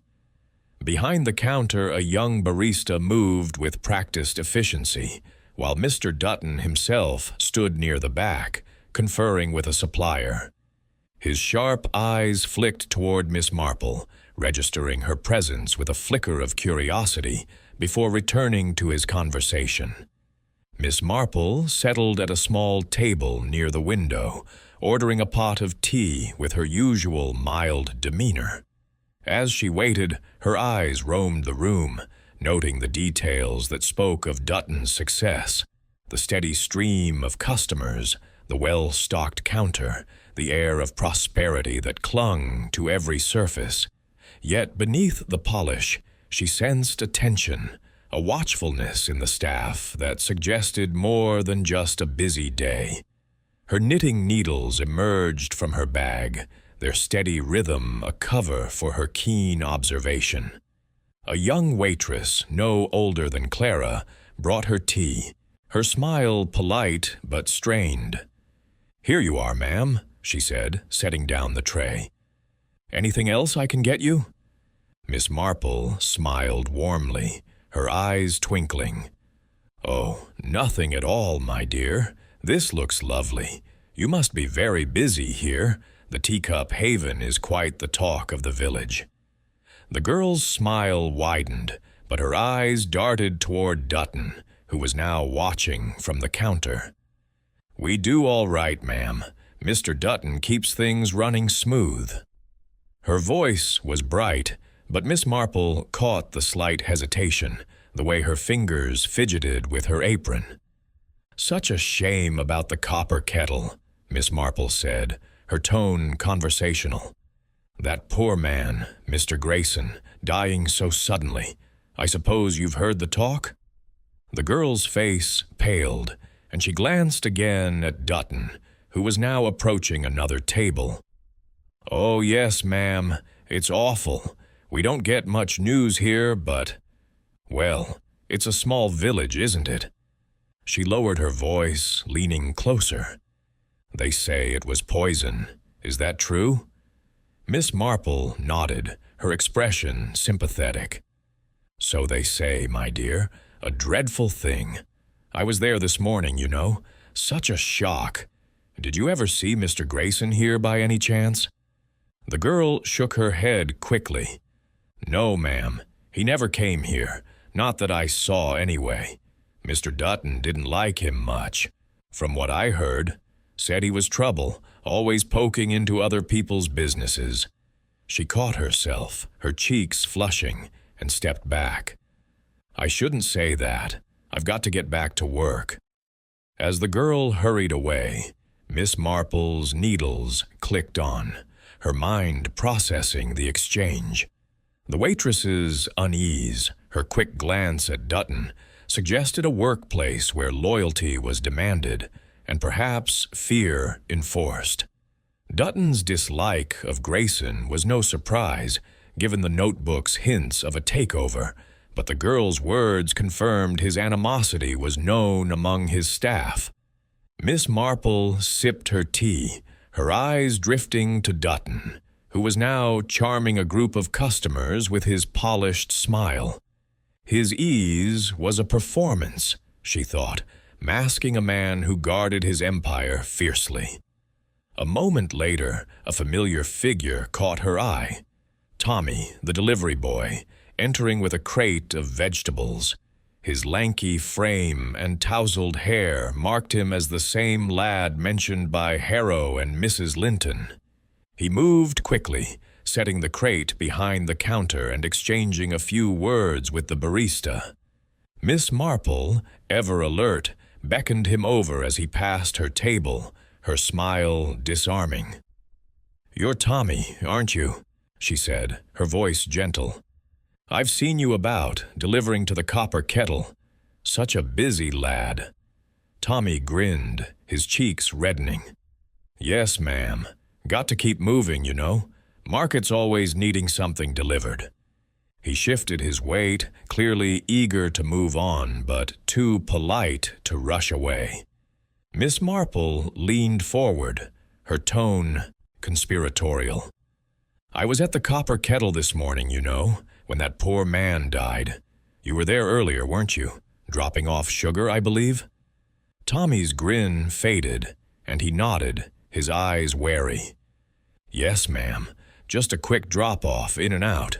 Didn't see much, just left the sacks by the counter and went on my way." "But you see a lot, don't you?" Miss Marple said, her eyes twinkling. "A lad like you? Always about. You notice things. Did you see anyone odd near the Copper Kettle this morning? Anyone who didn't belong?" Tommy hesitated, his fingers tugging at his cap. "Well, I saw Mr. Dutton, ma'am. He was outside, near the alley by the cafe's back door. Had a little bottle in his hand.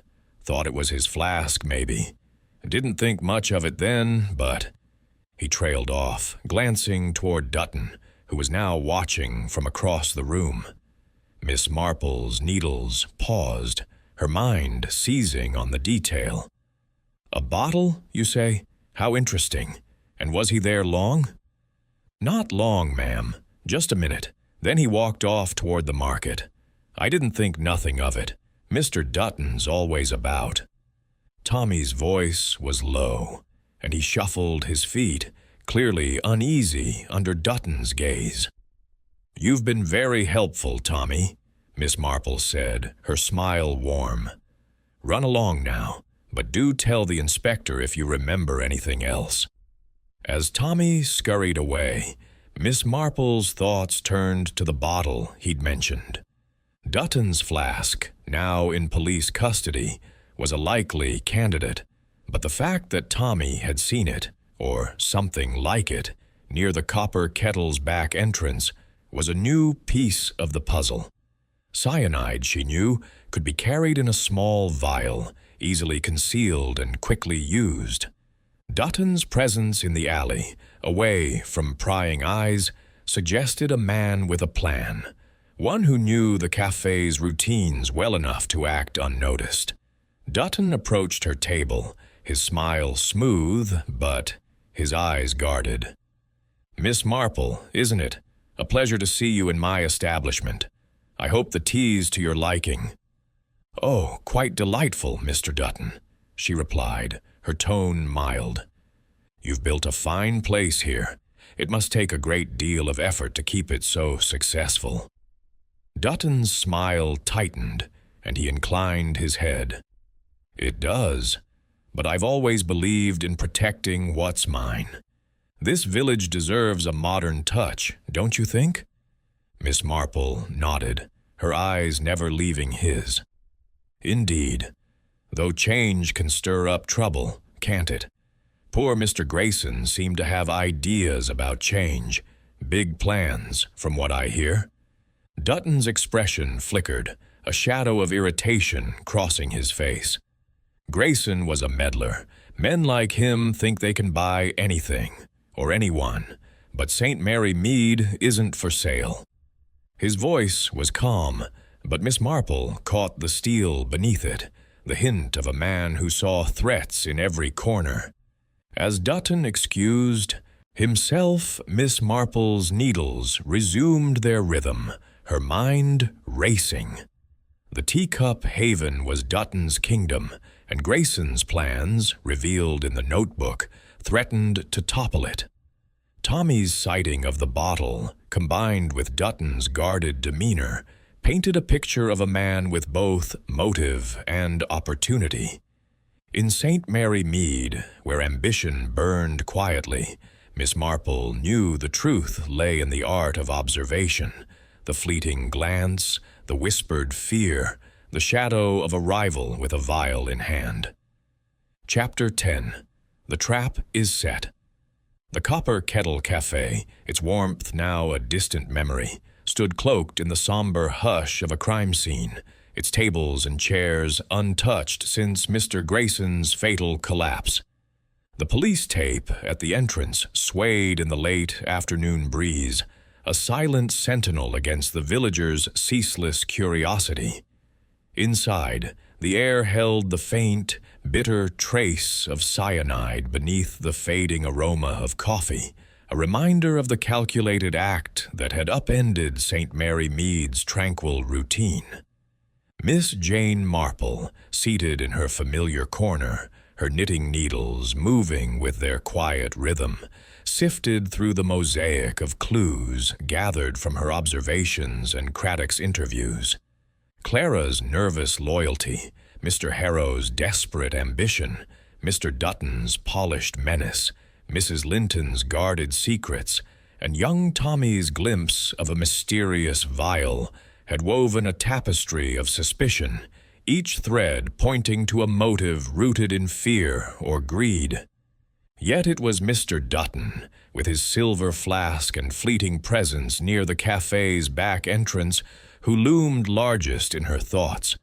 Inspector Craddock, his face lined with the weight of an unresolved case, had returned from a brief consultation with his constables, his notebook now brimming with details that refused to coalesce into a clear picture.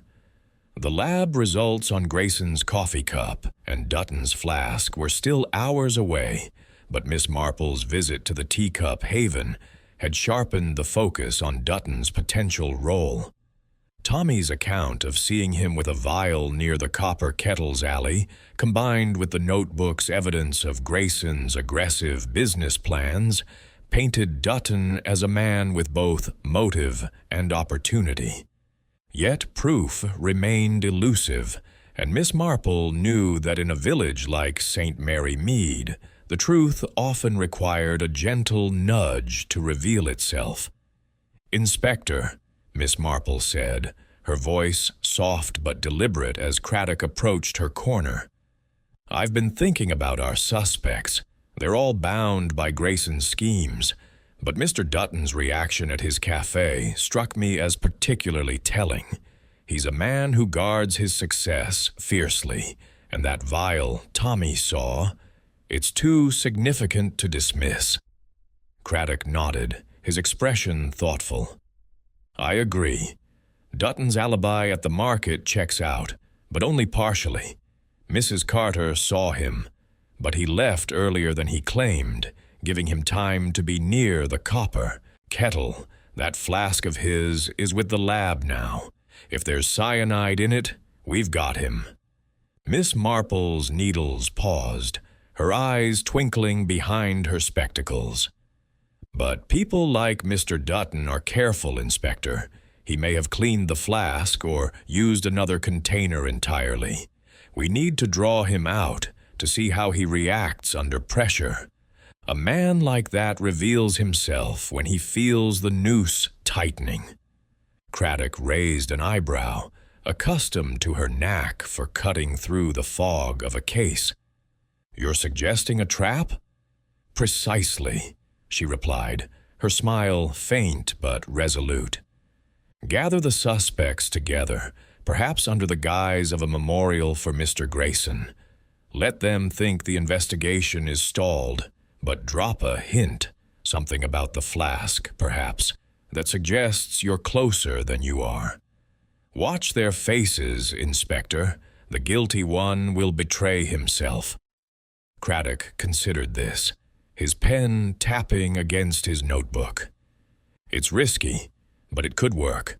We'll use the copper kettle, neutral ground, and it keeps the scene fresh in their minds. I'll arrange it for tomorrow morning. You'll be there, I presume?" Miss Marple's needles resumed their rhythm. "Oh, I wouldn't miss it, Inspector." In a village, people's masks slip when they're together, especially when they're nervous. The next morning, the copper kettle was reopened briefly for the staged memorial, its tables cleared of police tape but still heavy with the memory of death.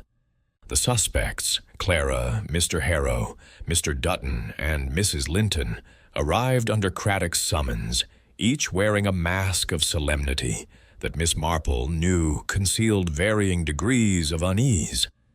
Clara stood near the counter, her hands clasped tightly, her eyes darting to Mr. Harrow, who hovered near the back, his usual joviality replaced by a strained smile. Mrs. Linton sat at her usual table, her notebook absent but her handkerchief fluttering nervously. Mr. Dutton, impeccably dressed, stood apart, his gray eyes scanning the room with a wariness that belied his composed exterior.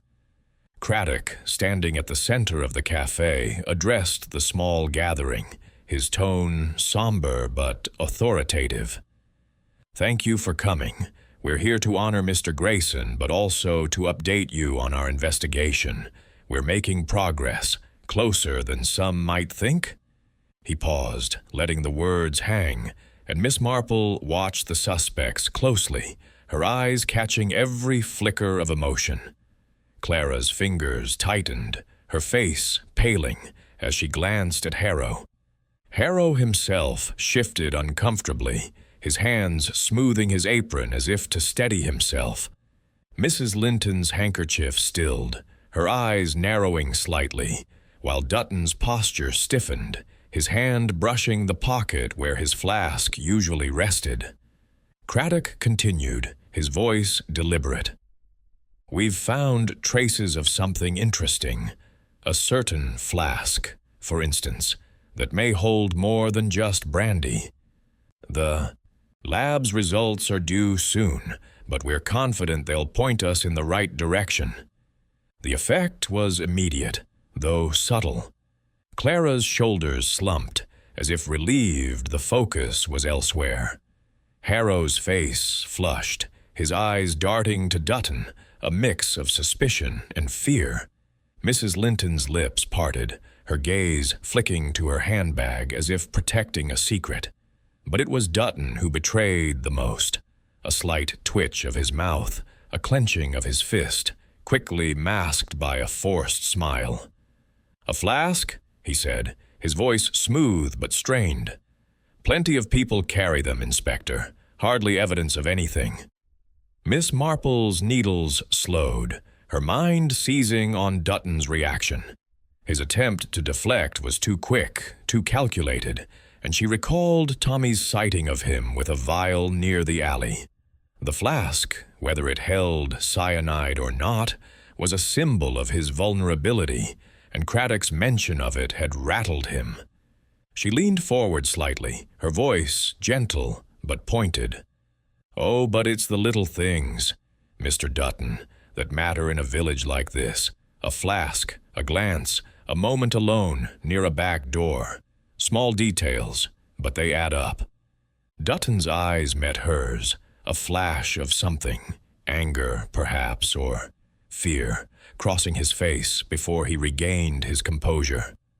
"I'm sure they do, Miss Marple," he said, his tone clipped. "But I've nothing to hide. My flask is for brandy, as I told the inspector. You're welcome to test it." Craddock nodded, his expression neutral but his eyes sharp. "We are, Mr. Dutton, and we will. For now, let's take a moment to remember Mr. Grayson." He gestured to a small table where a single candle burned, a nod to the memorial pretext. As the group stood in uneasy silence, Miss Marple's gaze swept the room, noting the interplay of glances.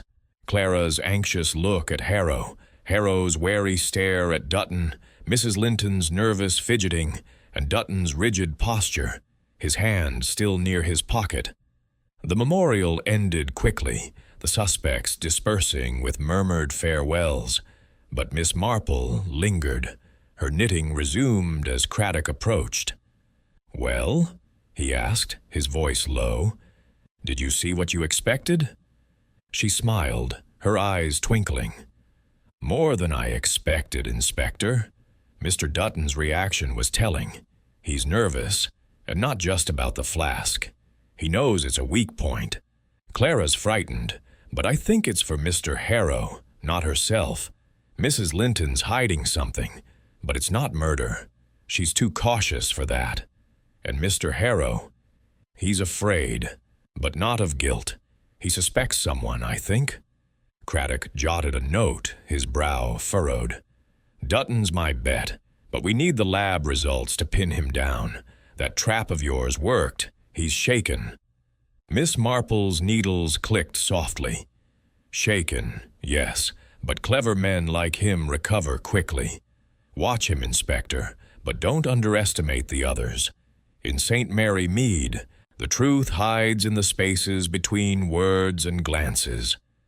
As Craddock prepared to follow up on the lab, Miss Marple's thoughts lingered on the scene. Dutton's twitch, Clara's loyalty, Harrow's fear, and Mrs. Linton's secrets formed a pattern, one she was close to unraveling. The trap had been set, and the guilty party had stirred, but the final piece of the puzzle awaited. In a village where every gesture carried weight, Miss Marple knew the truth would emerge in the quiet moments, ready to be caught by a watchful eye. Chapter 11. The Confession. The Copper Kettle Café, its once cozy interior now a somber stage for the unraveling of a crime, stood quiet in the late morning light. The police tape had been removed, but the villagers' whispers lingered outside, a chorus of speculation that ebbed and flowed with each new development. Inside, the air carried the faint echo of coffee and the lingering shadow of cyanide, a reminder of the calculated act that had claimed Mr. Grayson's life. Miss Jane Marple, seated in her customary corner, her knitting needles moving with their steady, unobtrusive rhythm, watched the aftermath of the staged memorial with a quiet satisfaction. The trap she had suggested to Inspector Craddock had stirred the suspects, and Mr. Dutton's reaction, his clenched fist, his strained deflection about the flask, had confirmed her suspicions. Yet the final piece of the puzzle required more than suspicion. It demanded proof, and Miss Marple knew that in St. Mary Mead, the truth often emerged when pressure was applied to the right nerve. Inspector Craddock, his face a mix of determination and fatigue, stood near the counter, conferring with Constable Reed about the lab results. The coffee cup, confirmed to contain cyanide, had been traced to Grayson's table, its poison likely added after Clara poured it. Dutton's flask, however, had tested clean, brandy, as he claimed, with no trace of poison. This had frustrated Craddock, but Miss Marple, her mind sharp behind her serene exterior, saw it as a sign of Dutton's cunning. A man like him would not leave such an obvious clue. Her thoughts returned to Tommy's sighting of Dutton in the alley with a vial, a detail that, combined with Grayson's notebook and Dutton's rattled demeanor at the memorial, pointed to a man driven by fear of losing his empire. Craddock approached her, his notebook in hand, his voice low. "Miss Marple, the flask was a dead end, but your trap worked. Dutton's on edge, and I've got Reed tailing him. Tommy's coming in again. He says he remembered something about that morning. Care to sit in?" Miss Marple's needles paused, her eyes twinkling. "I'd be delighted, Inspector. Young Tommy's eyes are sharper than he knows, and he may have seen the very thing we need." Tommy, the lanky delivery boy, shuffled into the back room, his cap twisted nervously in his hands. His freckled face was flushed, and his eyes darted between Craddock and Miss Marple, as if sensing the weight of their expectations. "You wanted to see me, sir?" he said, his voice cracking slightly. Craddock nodded, gesturing to a chair. "You told Miss Marple you saw Mr. Dutton outside the Copper Kettle, near the alley, with a vial in his hand. You said you remembered something else. What is it, lad?" Tommy swallowed, his fingers tightening on his cap. "It's just... I didn't think it mattered at first, but when I was leaving the café that morning, after dropping off the sugar sacks, I saw Mr. Dutton again. He was coming out of the alley, and he looked, well, jumpy, like. He was tucking something into his coat, not his flask, something smaller, like a little glass bottle. I thought it was odd, but I didn't say nothing 'cause I had to get to the market." Miss Marple's needles stilled, her mind seizing on the detail. A small glass bottle, distinct from the flask, was precisely the kind of vessel one might use for cyanide, discreet, disposable, and easily concealed. She leaned forward, her voice gentle but probing. "You're certain it wasn't his flask, Tommy? And he was coming out of the alley, you say?" Tommy nodded vigorously. "Yes, ma'am. His flask is silver, shiny-like. This was glass, clear, with a cork stopper. I saw it catch the light, and he was moving quick, like he didn't want to be seen." Craddock's pen scratched rapidly across his notebook. "That's good, Tommy. Did you see where he went after that?" "Back toward the market, sir," Tommy said. "I didn't follow him. I had deliveries to make, but he looked, well, like he was in a hurry." Craddock exchanged a glance with Miss Marple, his expression sharpening. "Thank you, Tommy. Stay in the village, and don't speak of this to anyone yet." As the boy left, Craddock turned to Miss Marple. "A glass vial, not the flask. If Dutton used it for the poison, he could have ditched it in the alley. I'll have Reed search the area." Miss Marple nodded, her eyes bright. "A wise move, Inspector, but Mr. Dutton's a careful man. He may have disposed of it elsewhere. I think it's time to press him again, gently but firmly. Bring him back and mention Tommy's sighting. If he's guilty, he'll falter." Craddock agreed, and within the hour Mr. Dutton was summoned back to the Copper Kettle. He entered with his usual polish, his dark suit impeccable, his gray eyes wary but composed. Yet Miss Marple noted a subtle change, a tightness around his mouth, a slight rigidity in his posture, that suggested the memorial's trap had left its mark. He took the chair opposite Craddock, his hands folded neatly, but his fingers twitched, betraying a nervousness he could not fully mask. "Mr. Dutton," Craddock began, his tone deceptively casual, "we've had a new witness statement. Someone saw you in the alley behind the copper kettle the morning of the murder, holding a small glass vial. Care to explain?" Dutton's face froze, his eyes narrowing for a fraction of a second before he forced a smile. "A vial? I don't know what you're talking about, Inspector. I told you, I was passing by on my way to the market. I carry a flask, as you know. Tested and clean, I presume?" His voice was smooth, but Miss Marple caught the slight tremor, the way his hands gripped each other a little too tightly. Craddock leaned forward, his gaze unwavering. "This wasn't your flask, Mr. Dutton. A witness described a clear glass bottle with a cork stopper, seen in your hand as you left the alley. We're searching it now. If we find it, and it contains traces of cyanide, you'll have some explaining to do." Dutton's composure cracked, his smile vanishing. His eyes darted to Miss Marple, then back to Craddock, a flush creeping up his neck. "This is absurd," he said, his voice rising. "I was nowhere near that alley. Your witness is mistaken, probably some village busybody with too much imagination." But his words lacked conviction, and Miss Marple saw the panic flicker in his eyes, a man sensing the walls closing in. She spoke, her voice soft but piercing. "It's curious, Mr. Dutton, how small things betray us. A vial, a glance, a notebook full of plans to take over your café. Mr. Grayson was a threat to your success, wasn't he? And a man like you, so proud of his empire, might do anything to protect it." Dutton's face paled, his hands clenching into fists. "You're grasping at straws, Miss Marple. I had no reason to kill Grayson. My café's thriving. Why would I risk it all?" Craddock pressed harder, his voice firm.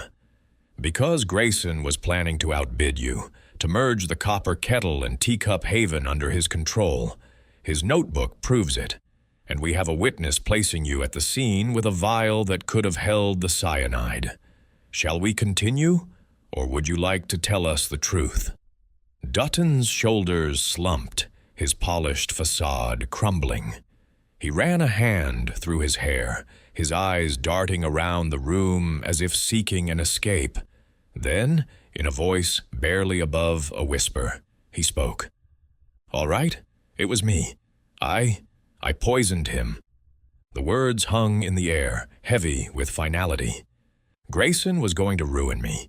He wanted to buy out both cafes, turn them into some soulless chain. I'd worked too hard to let him take it all. I got the cyanide from a supplier, a shady one in the city. I slipped it into his cup when Clara was in the back, just for a moment. The vial, I threw it in the river after. Miss Marple's needles stilled, her heart heavy but unsurprised. Dutton's ambition, his fear of losing the teacup haven, had driven him to a desperate act.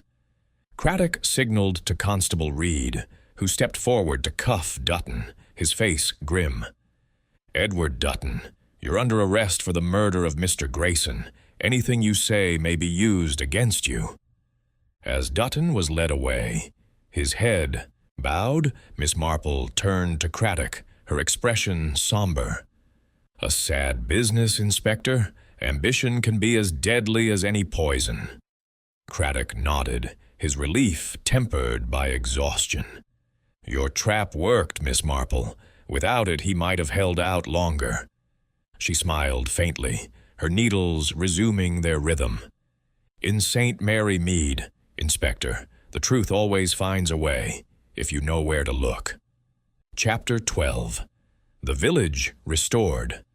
The Copper Kettle Café, its doors now free of police tape, stood bathed in the soft light of a late autumn afternoon, its ivy-clad facade reclaiming a semblance of its former warmth. The villagers of St. Mary Mead, their curiosity sated by the arrest of Mr. Dutton, had begun to drift back to their routines, though the whispers of the poisoned coffee lingered like the last leaves on the trees. Inside, the cafe was slowly coming back to life, its tables wiped clean, the air carrying the familiar scent of freshly brewed coffee, untainted by the bitter trace of cyanide. Miss Jane Marple, seated in her customary corner by the window, her knitting needles clicking with their gentle rhythm, observed the tentative return of normalcy with a quiet satisfaction. Her mind, however, remained sharp, reflecting on the tangled motives and subtle clues that had unraveled the mystery of Mr. Grayson's death. Inspector Craddock had concluded his work at the Copper Kettle, his final report detailing Mr. Dutton's confession, a desperate act born of fear that Grayson's takeover would dismantle his thriving teacup haven. The glass vial, recovered from the riverbank after a thorough search, bore traces of cyanide, corroborating Tommy's sighting and sealing Dutton's fate. Clara, Mr. Harrow, and Mrs. Linton, cleared of suspicion, had returned to their lives, each marked by the ordeal in their own way. Miss Marple, her role in the investigation known only to Craddock and a few keen villagers, resumed her knitting, her eyes scanning the cafe for the small details that told the story of a village restored. Clara moved behind the counter with a newfound confidence, her hands steady as she prepared a pot of tea for the Bantry sisters, who had resumed their chatter about roses and village fetes. The young barista's nervous glances had faded, replaced by a quiet determination. Miss Marple, watching her, saw a girl who had weathered suspicion and emerged stronger. Clara's loyalty to Mr. Harrow, so evident in her anxious looks during the investigation, had been born of gratitude, not guilt. A young woman protecting the man who had given her a chance in a new village. "You're doing well, my dear," Miss Marple said softly, as Clara brought her a cup of tea, her smile warm but knowing. Clara blushed, her freckles standing out against her cheeks. "Thank you, Miss Marple. It's been a lot, but Mr. Harrow says we'll be all right now. The cafe's picking up again." Mr. Harrow himself bustled about, his joviality returning like the sun after a storm. His ruddy cheeks were flushed once more, and his booming laugh echoed as he greeted customers, though Miss Marple noted a new sobriety in his eyes. The investigation had exposed his financial struggles, but Grayson's death, while tragic, had removed a threat to his independence. During a quiet moment, he approached Miss Marple's table, his hands smoothing his apron. "Miss Marple," he said, his voice low, "I owe you a debt. If it weren't for you and the inspector, the Copper Kettle might have been ruined." Miss Marple's needles paused, her smile gentle. "Nonsense, Mr. Harrow. You've a good heart and a good cafe, but perhaps you'll take care to manage those debts a bit more. Prudently?" Her tone was kind, but her eyes held a knowing glint, and Harrow nodded, a flush of embarrassment crossing his face. "I will, Miss Marple. I've learned my lesson, believe me," he said, and she believed him, knowing that in St. Mary Mead, lessons were often learned the hard way. Mrs. Linton, seated at her usual table, had resumed her scribbling, her notebook open and her pince-nez glasses perched on her nose.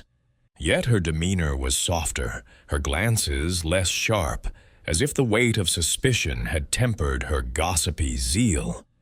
Miss Marple, recalling the widow's discomfort when questioned about her husband's ruin, suspected she had carried a private grief, one that Grayson's presence had stirred. Her eavesdropping had uncovered his muttered plans, but her timidity had kept her from acting beyond her pen. As Mrs. Linton caught Miss Marple's eye, she offered a tentative nod, her handkerchief still, but her expression one of quiet relief. Miss Marple returned the nod, her mind noting that even the nosiest villagers could learn to hold their tongues when faced with the reality of a crime. The village itself seemed to exhale, its rhythm restored but subtly altered. The Teacup Haven, now under temporary management while Dutton awaited trial, continued to draw its crowd, but the Copper Kettle had regained its loyal patrons, their faith in Harrow's hospitality unshaken. Miss Marple, sipping her tea, reflected on the human frailties that had driven the tragedy: Dutton's ambition, Grayson's ruthlessness, Harrow's desperation, Linton's hidden pain. Each had played a part, but it was Dutton's fear of losing his empire that had tipped the balance, his hand slipping cyanide into a cup during a fleeting moment of opportunity. Craddock, stopping by to bid her farewell, paused at her table, his notebook tucked under his arm. "Miss Marple," he said, his voice warm with respect, "you've done it again. That trap of yours flushed Dutton out, and Tommy's testimony sealed it. I don't know how you spot these things." Miss Marple's needles clicked softly, her smile faint, but her eyes bright. "It's only a matter of watching, Inspector. People are much the same, whether in a village or a city. They want, they fear, they act. And in St. Mary Mead, there's always someone watching back." Craddock chuckled, tipping his hat. "Well, I'm grateful for your eyes. The village is lucky to have you." As he left, Miss Marple's gaze drifted to the window, where the high street bustled with its usual comings and goings. The Copper Kettle, like St. Mary Mead itself, had weathered the storm, its heart beating strong despite the poison that had briefly tainted it. She thought of Grayson, a man whose ambition had brought him to a bitter end, and of Dutton, whose pride had led to his downfall. In a village where every glance held meaning, Miss Marple knew that no secret could hide forever, not from an eye as keen as hers. Her needles clicked on, a quiet counterpoint to the restored rhythm of a village that, for now, was at peace.